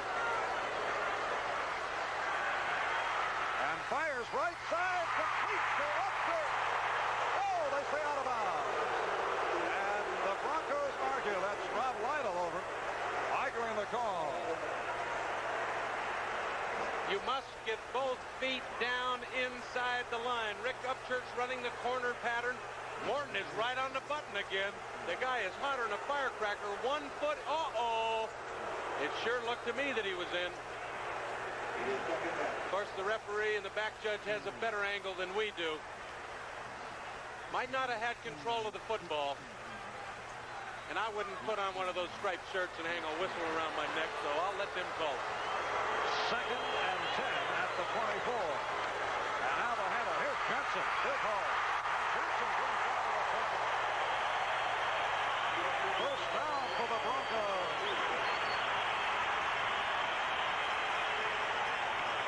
An excellent call by Craig Morton. It takes some pressure off of him when he can get the running game going also. He's thrown almost every down, Marv. Jim Jensen has great speed for a 240-pound fullback. About 4'6" in the 40, and he really keeps the drive going with a great call, the running play. Justin and Brown making the tackle. Denver trailing 34-17 off the intercept by Swenson, looking for another 6 right here. Morton is 5 for 6 now. And he throws for Moses. Touchdown! Ethan Moses. And the Broncos are right back in it.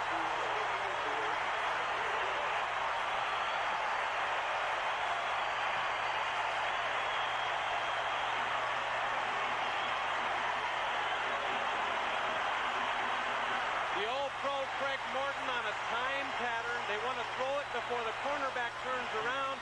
Cornell Webster never had a chance. A perfect throw again, Marv. He's been on the button with every single throw. It is now Broncos trailing 34-23, and Turner will try to cut it down to 10. And he does.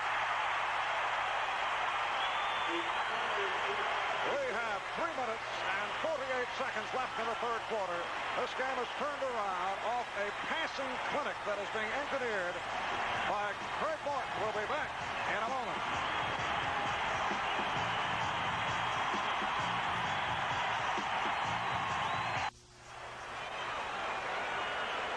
Craig Morton, a man who has had his ups and his downs in his career with the Dallas Cowboys, the New York Giants, and with the Denver Broncos. But today, way up, coming on for Norris Weiss, and leading the Broncos to 2 quick touchdowns. The second off the intercept by Swenson. And the Broncos trailing at halftime 20-10, now trail 34-24.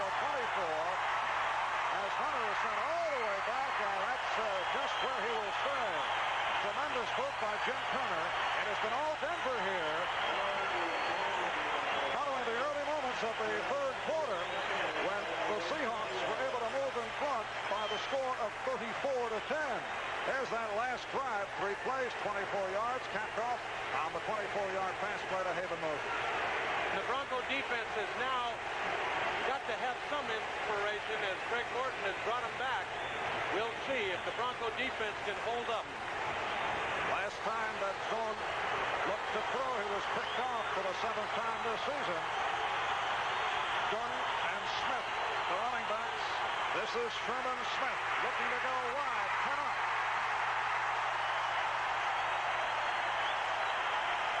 Smith could not make the turn. Pursued over to the left side. Radishar and Grant combining on the stop.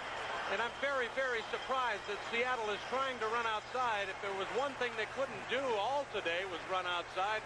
Look at Randy Gradishar with help from Bryson Manor and Bob Swenson. John Grant also in there. Oh, momentum has certainly turned around. Well, those defensive statistics that you just saw on the screen will certainly be effective from next week's weekly sheet that is released by the NFL. Second down play. And Zorn to throw. Looking for Ferguson. Picked away. Oh, beautiful play by Swenson. I'll tell you, the Bronco defense is fired up. He had Ferguson wide open on the out pattern against Bill Thompson. And Swenson was in the passing lane, and I haven't seen him get off the ground like that this season. Great play by Swenson to knock down a sure completion and a first down. It'll be a 3rd and 12 at the 18. Bob Swenson, one of the many first-rate free agents signed by the Denver Broncos. 3rd down, 18, and Mile High Stadium is shaking. Fans stamping their feet. We can hardly hear ourselves talk. Here's Zorn. Overthrow is intended for Rabel. And Seattle forced to give it back to Denver. They're fired up, those guys in the orange jerseys, making it awful tough on Seattle. And if Morton remains as hot, Seattle's going to be in for a big, long fourth quarter. Herman Weaver, 10-year pro out of Tennessee, leads the National Football League in net punting yardage, coming off a great day, having himself another fine day. Upchurch is back in single safety, and a bad boot, straight up. Denver will have tremendous field position. Herman Weaver got the apple and shanked one off with his foot. Oh, you can't give that momentum, keep giving it to him, to the Broncos. Herman Weaver knows he needs a big booming punt. He doesn't get it. He tried to rush it a bit, and it shanked off the side of his foot, went straight up in the air, and the Broncos will start at their own 34. Mike, that goes down as a 17-yard punt by Weaver, who has been booming at 40 and 45 a clip. First down for Denver at the 35-yard line.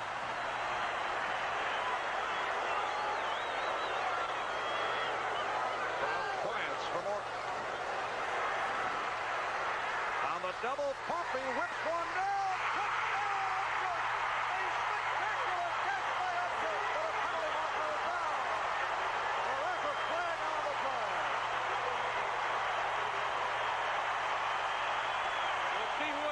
I think it's against Seattle.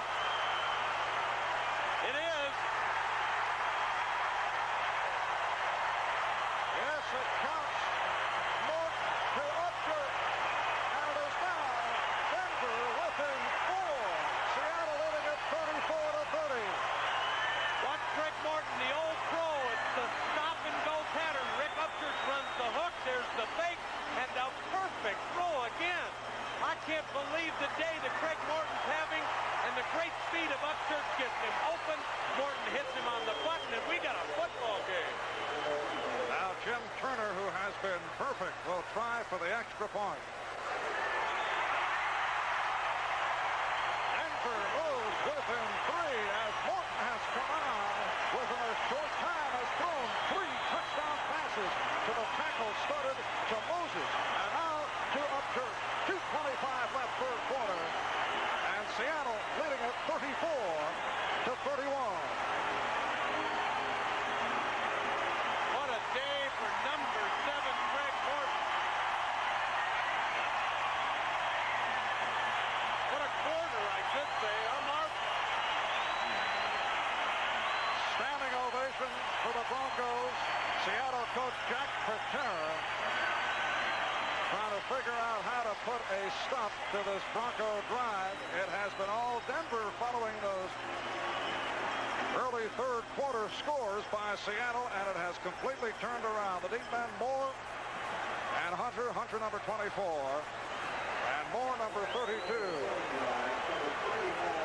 Greg Morton coming on for Norris Reese here in the third. He had played only against the Los Angeles Rams in that Thursday night game a couple of weeks back, was 5 for 11. And it was Morton's fumble that led to the winning score by the Rams. Here's Turner. And another boomer. Al Hunter decides to run it out to the 10. Down at the 17. So Hunter, for a moment, it appeared as if he would stay in the end zone and changed his mind. He ran it out. Larry Canada, backup running back. There he is, number 35, 2-year man out of Wisconsin. Able to get Hunter. And Jim Zorn will go to work once again. Tremendous pressure now on the Seattle offense. They've got to get a first down at least to break this momentum that Greg Morton has created for the Denver Broncos. Last 3 series, Zorn has been stifled early. First down at the 16-yard line. Dorning in front of Smith out of the eye. And Zorn in trouble. Down he goes. Get the quick whistle as Jackson was all over. Zorn was looking to knock the ball loose. The Bronco defense has been inspired by the play of Craig Morton. They were terrible in the first half. In the second half, when Morton came in, they've gone insane. And now, Seattle in a deep hole. And again, the Broncos have a shot. It'll be second and long. Back at the 5-yard line. First sack of the day for the Bronco defense. Second and 19. Less than 2 minutes left, third quarter. It has been a Bronco barrage here in the third. Sherman Smith picks up some running room getting across the 10-yard line. Jackson and Grant Manor in on the stop. Jack Patera on the sideline wondering what happened to his 24-point lead. Seahawks now have a 3rd and 12 at the 12. That huge lead has evaporated. They now lead by 3, 34-31 off the 3 consecutive touchdown passes thrown by Craig Morton. Zorn throwing right, got Dorning out of the 15, but stop. That's it. Lewis White, the left cornerback, 5-year man out of San Jose State, one of the premier cornerbacks in the National Football League, ending that Seattle drive. And Herman Weaver, who shanked the 17-yarder that led to the 3rd Morton touchdown, will punt once again to Rick Upchurch. Do you think there's some pressure on Herman Weaver? I'm sure that shank punt is going through his head. Looks like Bryson Manor shaken up on that last play. Manor has been just solid, taking over for Lyle Alzado.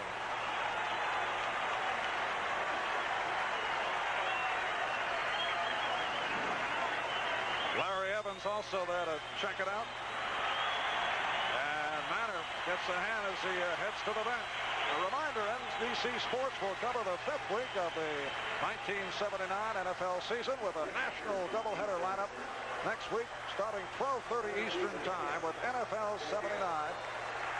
Starting the day with a look at ex-New England coach Chuck Fairbanks, who is now coaching at Colorado. Mike Gumbel and Mike Adamley hosting. Starting 12:30 next Sunday. This time Weaver able to get a good one off. Upchurch to the 40. Going wide, 45. Midfield. Look at him lead and twist and turn down to the 40.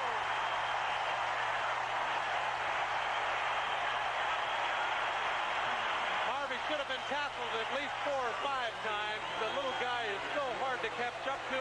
He's also learned how to catch a pass on the end of Craig Morton's aerials. Watch these moves.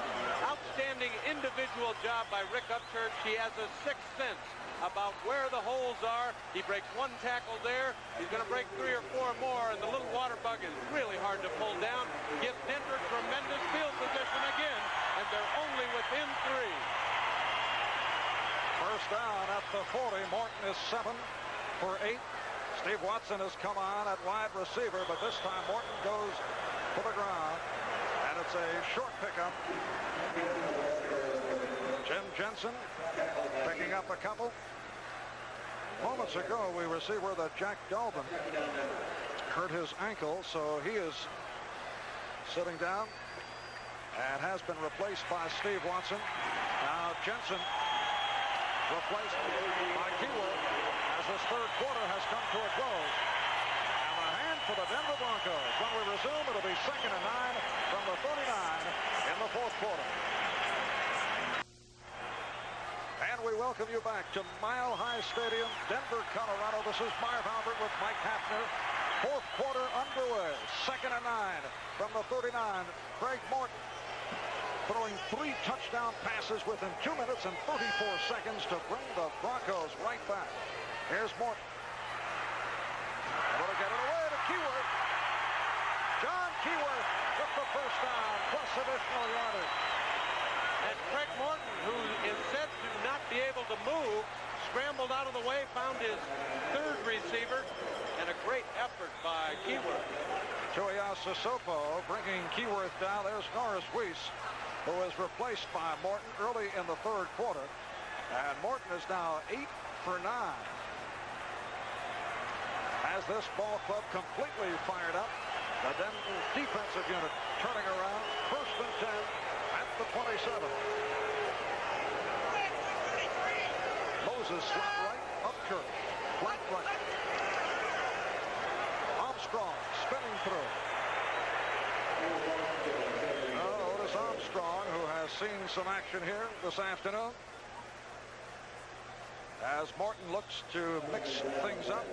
Came out throwing as he was trailing 34-10. Denver down 20-10 at the half, and then early third quarter down by 24 points. And Greg Morton might be questioned for his running plays, but at this point, he's got to keep the pressure off of himself. Seahawks know he's throwing well. A couple of running plays will keep the defense off balance. 2nd and 6 from the Seattle 23. Morton looking right side and complete. Riley Odom, diving catch, able to get back up because he went down by himself. And it is another Denver first down. Cornell Webster and Michael Jackson finally able to cover up. Greg Morton getting excellent protection. He's had time to look over the field. Riley Odom had come in motion, and Morton waited for him to clear. And again, he's going to get a shot in the back, but Odom goes down on his own. Nobody touches him, and he gets back up and gains another 5 yards, and Morton is still hot. He is now 9 for 10. He has a 1st and goal at the 8-yard line. Upchurch to the right, Moses slot right. Lytle and Jensen are the setbacks. This is Lytle. Inside the 5. Picked up by Sissoko. It'll be a 2nd and goal now. That ball is placed down at the 1-yard line as Sissoko and Hardy combine. Good blocks by Glassick and the running back Jensen. And the Seattle defense had been so good for 2.5 quarters, and now they've fallen apart. There's a couple missed tackles. Rob Lytle finds the hole inside. Outstanding lead block by Tom Glassick, and Lytle has got him down to the 1. Now Red Miller has Armstrong and Keyword in the backfield from the 1-yard line. Here's Armstrong. And he is short of the goal line. Looks like a fumble. And it will depend when that whistle blew. The Seahawks are claiming that they made the recovery, but no, they did not. 3rd down play. The officials indicate 3rd down play upcoming. Here's another look. Otis Armstrong off tackle on the lead block by John Keyworth, and he did in fact fumble. There's the ball loose, and evidently a Bronco came up with it, and it could have gone either way then. It is now 3rd and goal from the 1. Apparently Ron Egloff, the backup tight end, was able to cover up. Now Lytle and Jensen, the running back. Here's Lytle. And Lytle is in. And the Broncos have taken the lead.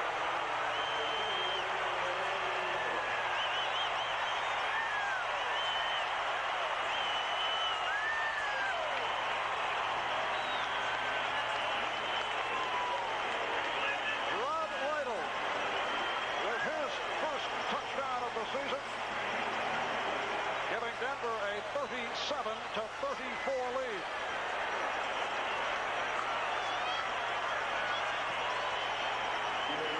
Now Turner with Weiss to hold. Snap was messed up.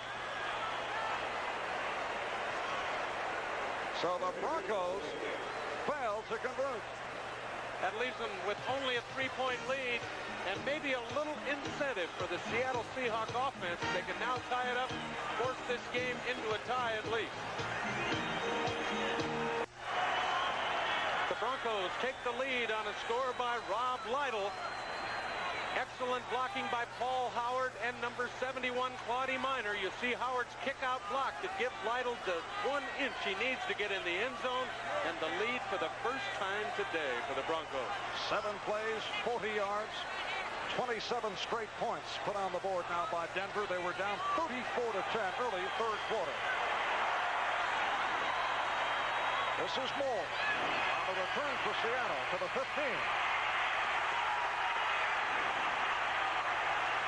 Run out.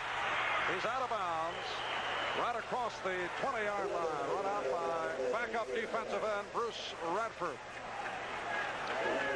Well, that snap And the mix-up as Norris Weiss try to place it down for Jim Turner could be very costly. Looks like a good snap to Norris Weiss. He just couldn't set it up for Jim Turner. And that means only a 3-point lead and a bit of incentive for the Seattle offense. 11:07 left, fourth quarter. And the Seahawks, who have been very quiet offensively since they scored early third quarter, go to work right here. First and 10 at the 20-yard line. Dorney and Smith, the running backs. The quarterback is Zorn. And he looks to throw on first down. He pops it out, but it's underthrown. The intended receiver, Sam McCullum, who was not looking that way, he did not expect Zorn to unleash that quickly. Again, tremendous pressure by the outside linebacker Tom Jackson on Jim Zorn, and Zorn had to throw the football before he wanted to, and that meant that his receiver wasn't looking for the pass. It'll be a second down at the 20-yard line. Bebout, Lynch, Yano, Coder, August up front for the Seahawks. Very effective in the first half. Largent apparently is all right. He's to the right, and Ferguson is now to the left side. Largent peeling off, and Zorn to the air again through the hands of Ferguson. It was covered by Bernard Jackson. And again, great pressure as the Broncos blitzed the linebacker, this time Randy Gradishar. And again, Jim Zorn had to throw the football before he wanted to. Didn't give his time for his receivers to clear. It is a third down and 20. A concerned Seattle head coach, Jack Patera.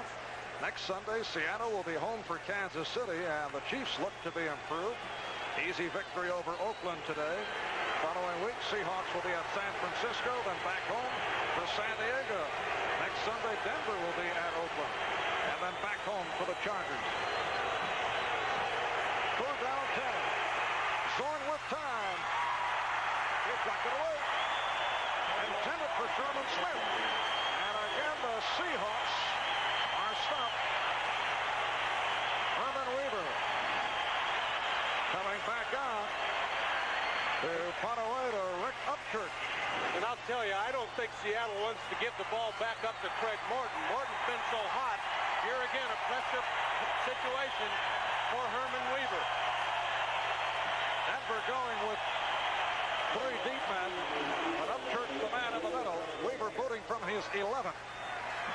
Upchurch, 35. Goes wide at the 40 and fumbles, but fumbles out of bounds. It'll be Denver ball now. Inside the 40 off the 49-yard punt by Herman Weaver. Denver coach Red Miller saying to Craig Morton, listen, Craig, whatever you're doing, just keep doing it. Just keep doing it because he's perfect already. First down at the Denver 37. Broncos down 37-34. They have scored 27 consecutive points.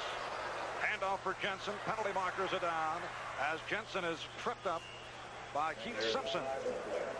Right cornerback, but there are flags down. Riley Odoms was in motion that time and started toward the line before the snap, and they caught him. The Seahawks severely hit by penalties in the third quarter, and now here's one on Denver. Illegal motion offense, number 88, refused, second down. As Mike said, Riley Odoms called for the motion. It is refused. Second down for Denver. So a 2nd and 9 for the Broncos at the 38-yard line.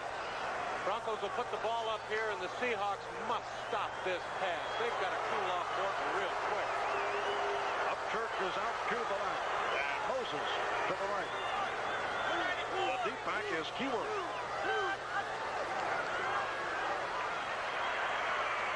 Haven Moses not able to hold on. Juggling act by Moses, and fortunately from the Denver point of view, that was not picked off. Michael Jackson with the hit on Moses, setting up a 3rd and 9 for the Broncos at their 38. Now really a crucial passing situation for Denver, and Morton obviously has come through every time in the game in the crucial spot. Good confrontation here, Marv. Steve Watson, the rookie out of Temple, out to the left side. And Upchurch right. Morton is now 9 for 11, 149 yards, and 3 touchdowns. Throws the middle, and he completes it. Riley Odoms, first down. He stepped out at the 40, and Morton has done just that. He has come through. Craig Morton's stock has gone up. Holy mackerel. He's uncanny today. He is now 10 for 12 and a first down at the Seattle 40-yard line. On NBC tonight, a sensational Sunday starting at 7 Eastern time with a classic Disney film, The Love Bug, on Disney's Wonderful World. And then at 9 o'clock Eastern time, it's Sunday's big event, Clint Eastwood and the outlaw Josie Wells. Check local listings for times in your area. All right here on NBC. Morton able to unload to Upchurch. And Upchurch broke down inside the 35-yard line. Cornell Webster, the left cornerback, making the tackle. And again, that same type of pass where you get one-on-one coverage on the very elusive Rick Upchurch. Morton hit him perfectly. And he picked up 7, 2nd and 3. Upchurch looks a little tired. Those wide receivers all got to have their tongues hanging out because Morton's been wild. Double duty for Upchurch, though, today, seeing much action. Field. On kickoff return. The official clock is not running. The official clock apparently is not running. The scoreboard shows 10 minutes and 48 seconds. 10:48 according to the scoreboard remaining in this fourth quarter. They'll keep the official clock on the field, and it's always kept that way.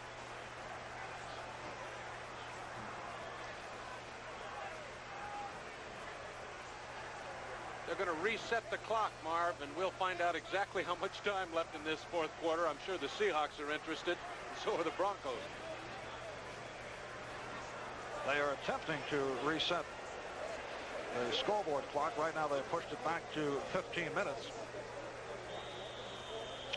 And now they say play by again, so I would think they will pass it on the public address. Final score, Miami Dolphins defeating the Chicago Bears 31-16. Miami now 4-0. Chicago at the 500 mark at 2-2. Larry Justin has come on, replacing Cornell Webster at left cornerback in the 2nd and 3 for the Broncos. Morton off the play action, going deep. Oh, just knocked away. Haven Moses, the intended receiver, and was broken up. Keith Simpson, number 42, who was able to intercept a Norris Weiss pass earlier in the game, able to get his hand on that toss. Keith Simpson just got a hand on it, deflected the ball just a bit. Otherwise, Haven Moses would have been in the end zone for a touchdown. Watch the play by Simpson, 42, deflects the ball right there just enough so that Haven Moses doesn't get a chance for 6. Great play by Simpson, a first-round draft choice. It is a 3rd and 3. Moses has caught 3, Odoms 5, and Upchurch 5 as you watch Otis Armstrong pick up the first down. So Craig Morton going to the ground, and he's picked up an important first down. Again, we don't know how much time is left because it's being kept on the field, but that first down was very important for Denver to keep their momentum going. It's a first down at the Seattle 29-yard line. Craig Morton spent 10 years in Dallas, 3 years with the New York Giants that he would like to forget about. 2 years here at Denver, won 2 AFC Western titles, plus the Super Bowl berth. Unofficially, 9.5 left fourth quarter. On the draw, straight ahead, John Keyworth picking up yardage. And with Craig Morton so hot in the passing game, the running game for the Broncos has opened up, and Craig Morton using it perfectly. Robert Hardy, Michael Jackson combining on the stop, but a penalty marker is down and looks to be a procedure call. It was a 6-yard pickup by Keyworth.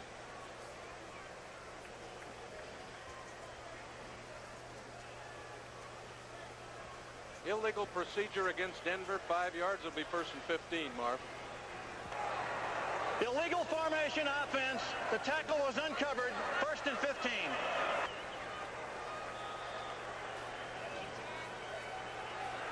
It'll be a 1st and 15 back at the 34-yard line off the illegal formation. The tackle uncovered means that he was off the line of scrimmage more than his normal allotted amount. How's that for an explanation? Say that again, run that right by. Here's Morton in difficulty, and down he goes.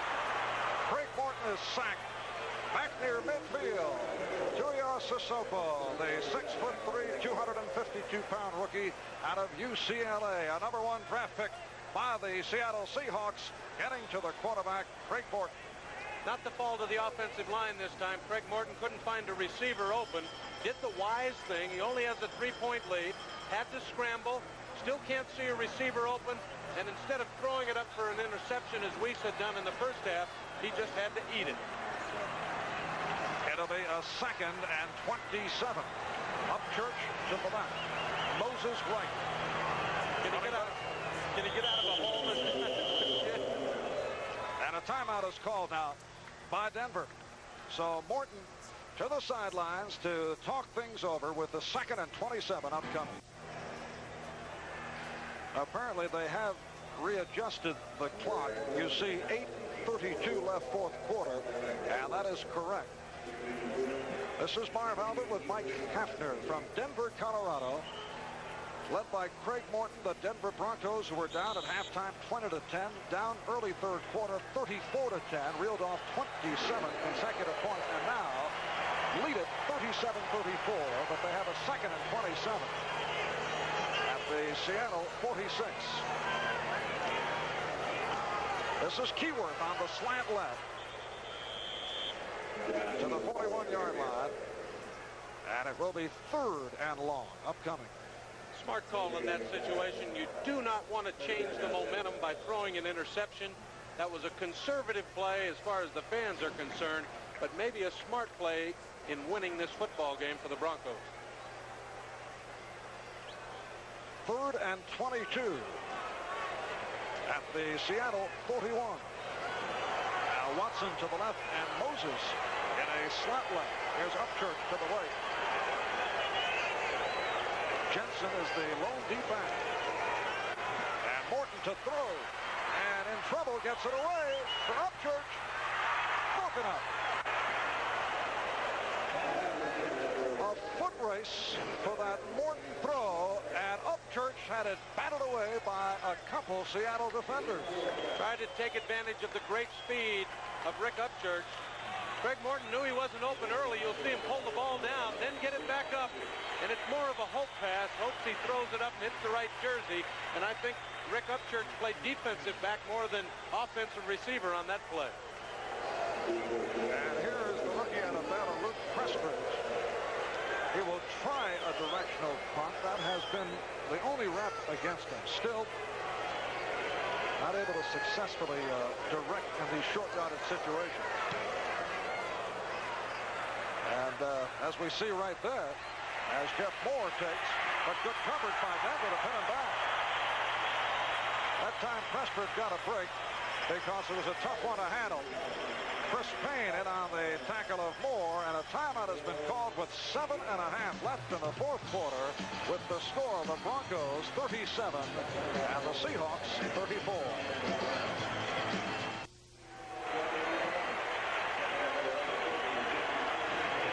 75,000 plus here in Denver. 67th straight sellout crowd during the regular season. 7.5 left 4th quarter. And it's a 1st and 10 at the 8 for Jim Zorn and the Seahawks. This is Dorning. Straight ahead once again as Swenson was able to make the tackle. Dan Dorning picking up the 1st down. Dornick, a great play to give Jim Zorn some field position so that he can work offensively. This game is not over yet. Throw some scores at you. New Orleans leading San Francisco 30-21 in the 4th. Both those clubs are 0-3. Tampa Bay leading the LA Rams 21-6 in the 2nd. And the Eagles over the Giants 17-13 in the 4th quarter. I don't want to tell you I picked Tampa Bay. Completed to Dorning Out at the 30, it's another first down for the Seahawks. Bernard Jackson, the free safety, stopping Dornick. And this the first sustained drive the Seahawks have had since early third quarter. And again, that missed extra point could prove to be a factor late in the game. Jim Zorn throws to his backs well. He did it well in the first half. Now he's going back to it. He finds Dornick underneath the coverage and gets another first down. Denver crowd urging the Bronco defensive unit on. Sherman Smith off the stutter step. 45, 50. Beautiful move by Smith off the huge hole that was set up. Again, that sprint draw by the Seattle Seahawks. They run it so well. It's their bread and butter play. Zorn sprints out as though he's going to throw. Hands off to Smith. And watch him. The Sherman tank goes right through the hole that was opened up. Bryson Manor misses the tackle. And Smith has given the Seattle offense some field position. Thompson and Jackson brought him down. First down for the Seahawks at the Denver 47. And Zorn to unleash deep downfield, and it's picked up. Steve Foley on the intercept intended for Steve Largent. And the Broncos with another turnover. Zorn intercepted for the 8th time this season. Second time this afternoon. Steve Largent had his man beat. Steve Foley, number 43. You can see Zorn. He looks at him all the way. That's where he's going. It looked like the ball slipped in his hand a bit because it was underthrown. And there was the interception that might have turned this game in favor of Denver. For Foley, his first interception of the season. And the Broncos take over first down. The 13-yard line. Moses to the right, but the handoff for Jensen. Tries the left side. And gets a couple on the play. Jim Jensen, 3-year pro out of Iowa. Second-round draft pick of the Dallas Cowboys back in '76. Missed the entire 1978 season because of a knee injury. Made it back big here in '79. Has surprising speed for a big man. The Seahawk defense has got to stop Denver on this drive, and they've got to stop them quickly. Second and 8 at the 15. 4:55 remaining, fourth quarter, and the Broncos lead it 37-34. Armstrong and Keyworth now at the running back. Morton on the bootleg, but did not fool Seattle's Bill Gregory. Bill Gregory has been the most consistent defensive end for the Seattle Seahawks this season. And Craig Morton doesn't run the bootleg very often, and it usually fools the defense. But Gregory stayed at home, and he's got a piece of Morton's jersey, and Morton's going nowhere. That sets up a 3rd and 13 back at the 10-yard line. Bill Gregory, a 9-year man out of Wisconsin, another one-time Dallas Cowboy. Steve Watson has come on. 3 wide receivers in for the Broncos in this 3rd and long. Big rush. Penalty marker down as Morton fumbles, picked up by Gregory, but the play is whistled in. There's that new rule in the National Football League. As soon as the quarterback is within the grasp of a defensive player, the whistle is blown, and they blew it before Morton fumbled. There's also a holding penalty on the play. The Broncos called for the hold. That new rule is a big break for the Broncos. It could have been Seattle with the ball inside the 10. Holding, 71 offense, refused, 4th down. Claude Minor, the right tackle for Denver, is called for the hold. There's Claude, 6th year out of San Diego State. So the penalty has been refused, and Denver will punt out of the end zone. And they got Luke Prestridge and kept him, the 8th round draft choice out of Baylor, specifically for these situations. They want a boomer here. That's Jeff Moore back at us at the Denver 40-yard line. And the punt by Prestridge. Good hang down as Moore has to backpedal out to the 50 and fumble. Recovered by the Denver Broncos.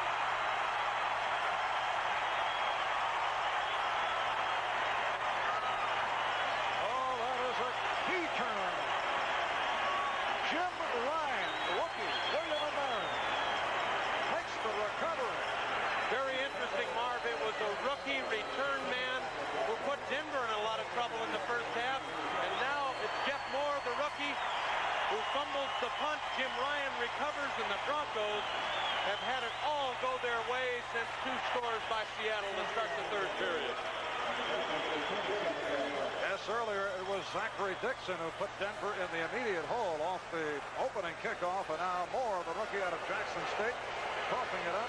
Jim Ryan, another rookie out of William and Mary, picking it up. 1st and 10 for Morton now at the Denver 47-yard line. 3:55 left in this 4th quarter. Picking his way through is Jensen. Jensen to the 46. Stopped by Michael Jackson, the right linebacker.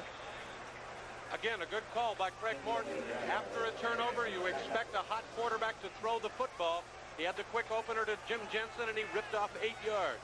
2nd and 2, 3.5 left, 4th quarter. Broncos by 3, reeling off 27 straight points, 3 touchdowns thrown by Morton. As you see the clock running down, Lytle and Keyworth, the setback. Moses in the slot right, Upchurch wide right. Again to the ground, and breaking free is Keyworth, pushed down at the 45. Dave Brown, the right cornerback, making the tackle on John Keyworth. And I would say the Bronco offense is fired up. That turnover on the punt, they haven't blocked the run well today, and now they're opening holes for Keyworth and Jensen, the big fullbacks, and they're just chewing up the yardage. Denver coming in at 2-1 off the overtime win against Atlanta. Seattle at 1-2 off the 27-10 win over Oakland. Next Sunday, Denver will be at Oakland. That's Jensen bottled up. Robert Hardy, another rookie out of Jackson State, 10th round draft pick, who has been a big surprise, starting at left defensive tackle, making the stop on Jensen. 1-yard advance, 2nd and 9 now at the Seattle 33. They'll let it run to the 2-minute warning, Marv. Well, Seattle decides to stop it. And right here, during the course of the timeout, let's go back to New York. Brian Gumbel has an update on what is going on in the NFL. Okay, Marv Albert, thank you very much. Been a very busy Sunday here this 4th week of the season. Let's give you the finals that we've got up to the minute. New England a winner over San Diego today. Final there 27-21. That's the first loss for the Chargers. Buffalo Bills come up big. They beat the New York Jets 46-31. Jerry Butler, 10 catches, 255 yards, and 4 touchdowns. Detroit a winner for the first time. They beat Atlanta 24-23. Houston in overtime on a 29-yard field goal by Tony Frisch keeps the Bengals winless 30-27. Another overtime game. The Vikings beat the Packers 27-21. It's Pittsburgh 17, Baltimore 13. The Steelers are still perfect this year. Washington 17, St. Louis 7. That one a final. Another final, Kansas City over Oakland. Final there 35-7. Philadelphia over the Giants 17-13. Seattle, Denver, you are watching that one. It's a 3-point ball game right now. Chicago a loser 31-16. It's 21-6 Tampa Bay over LA. New Orleans beating San Francisco 30-21. Let's go back to Mile High and Marv Albert.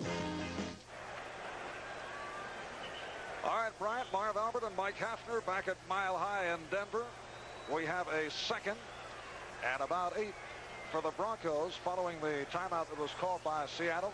Denver now at the Seattle 32-yard line. We have 2 minutes, 17 seconds remaining as you look at Jeff Moore, who fumbled on that last punt return, giving the Broncos the ball right where they are right here, picking up yardage following that fumble by Moore.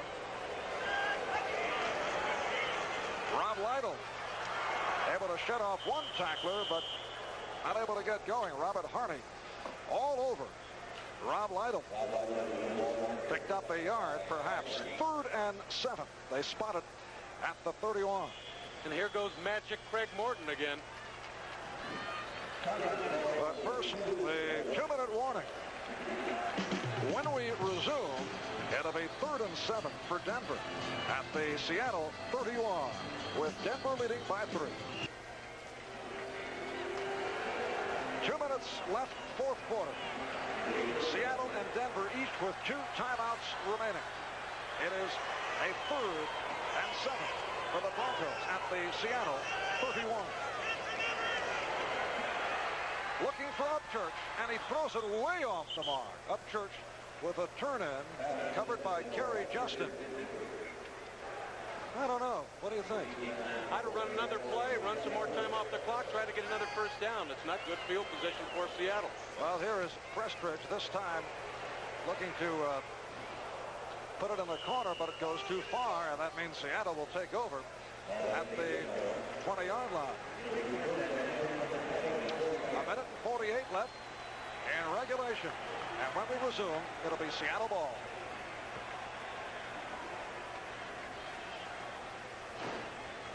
I'm with you. I'd have gone for the first down.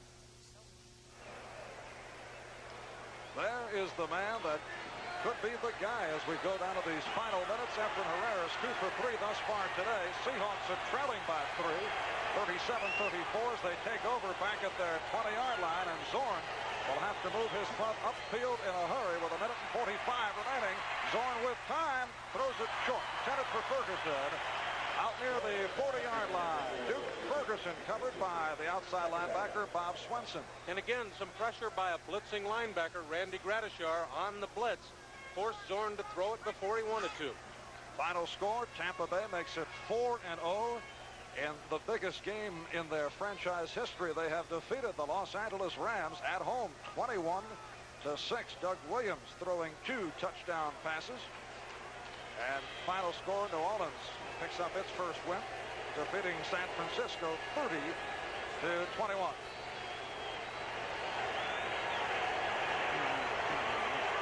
A minute and 43 remaining in the fourth quarter.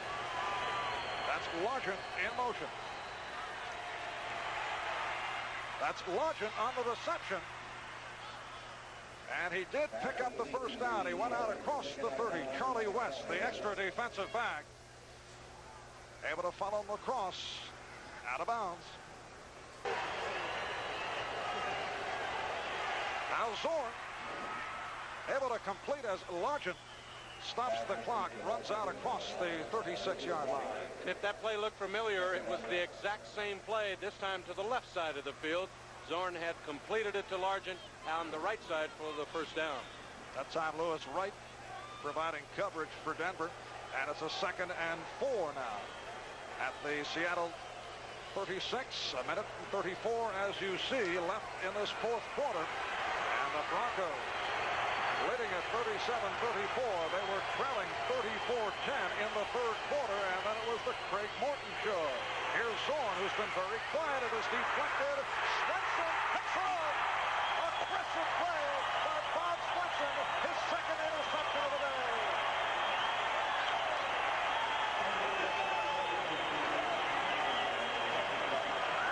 Tom Jackson was able to make contact to knock it away, and Swenson coming up with that football on sheer aggression. Bob Swenson just wouldn't let anybody get near the ball, and you talk about a unit of linebackers that work well together.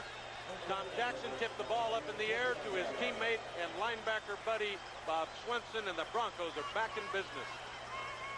It's Denver ball at the Seattle 45 with a minute and 28 left in the fourth quarter. Upchurch left, Moses right, Lytle and Jensen the setback. Here's Jensen. Gets to the 41.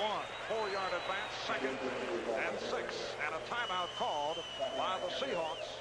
John Harris making the stop on Jensen. Seattle now with 1 timeout left.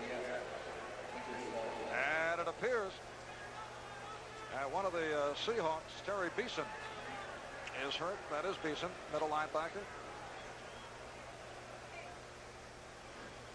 And there is the guy this afternoon. Oh, Magic Arm did his thing, didn't he, when he came in? I wonder if there'll be a question about who starts the game against Oakland next week. Somehow I don't think so. 36-year-old Craig Morton ripping off 3 touchdowns within 2.5 minutes. Big lineup of football here on NBC next week, starting with NFL 79 at 12:30. The 1 o'clock games will include Cleveland at Houston, Pittsburgh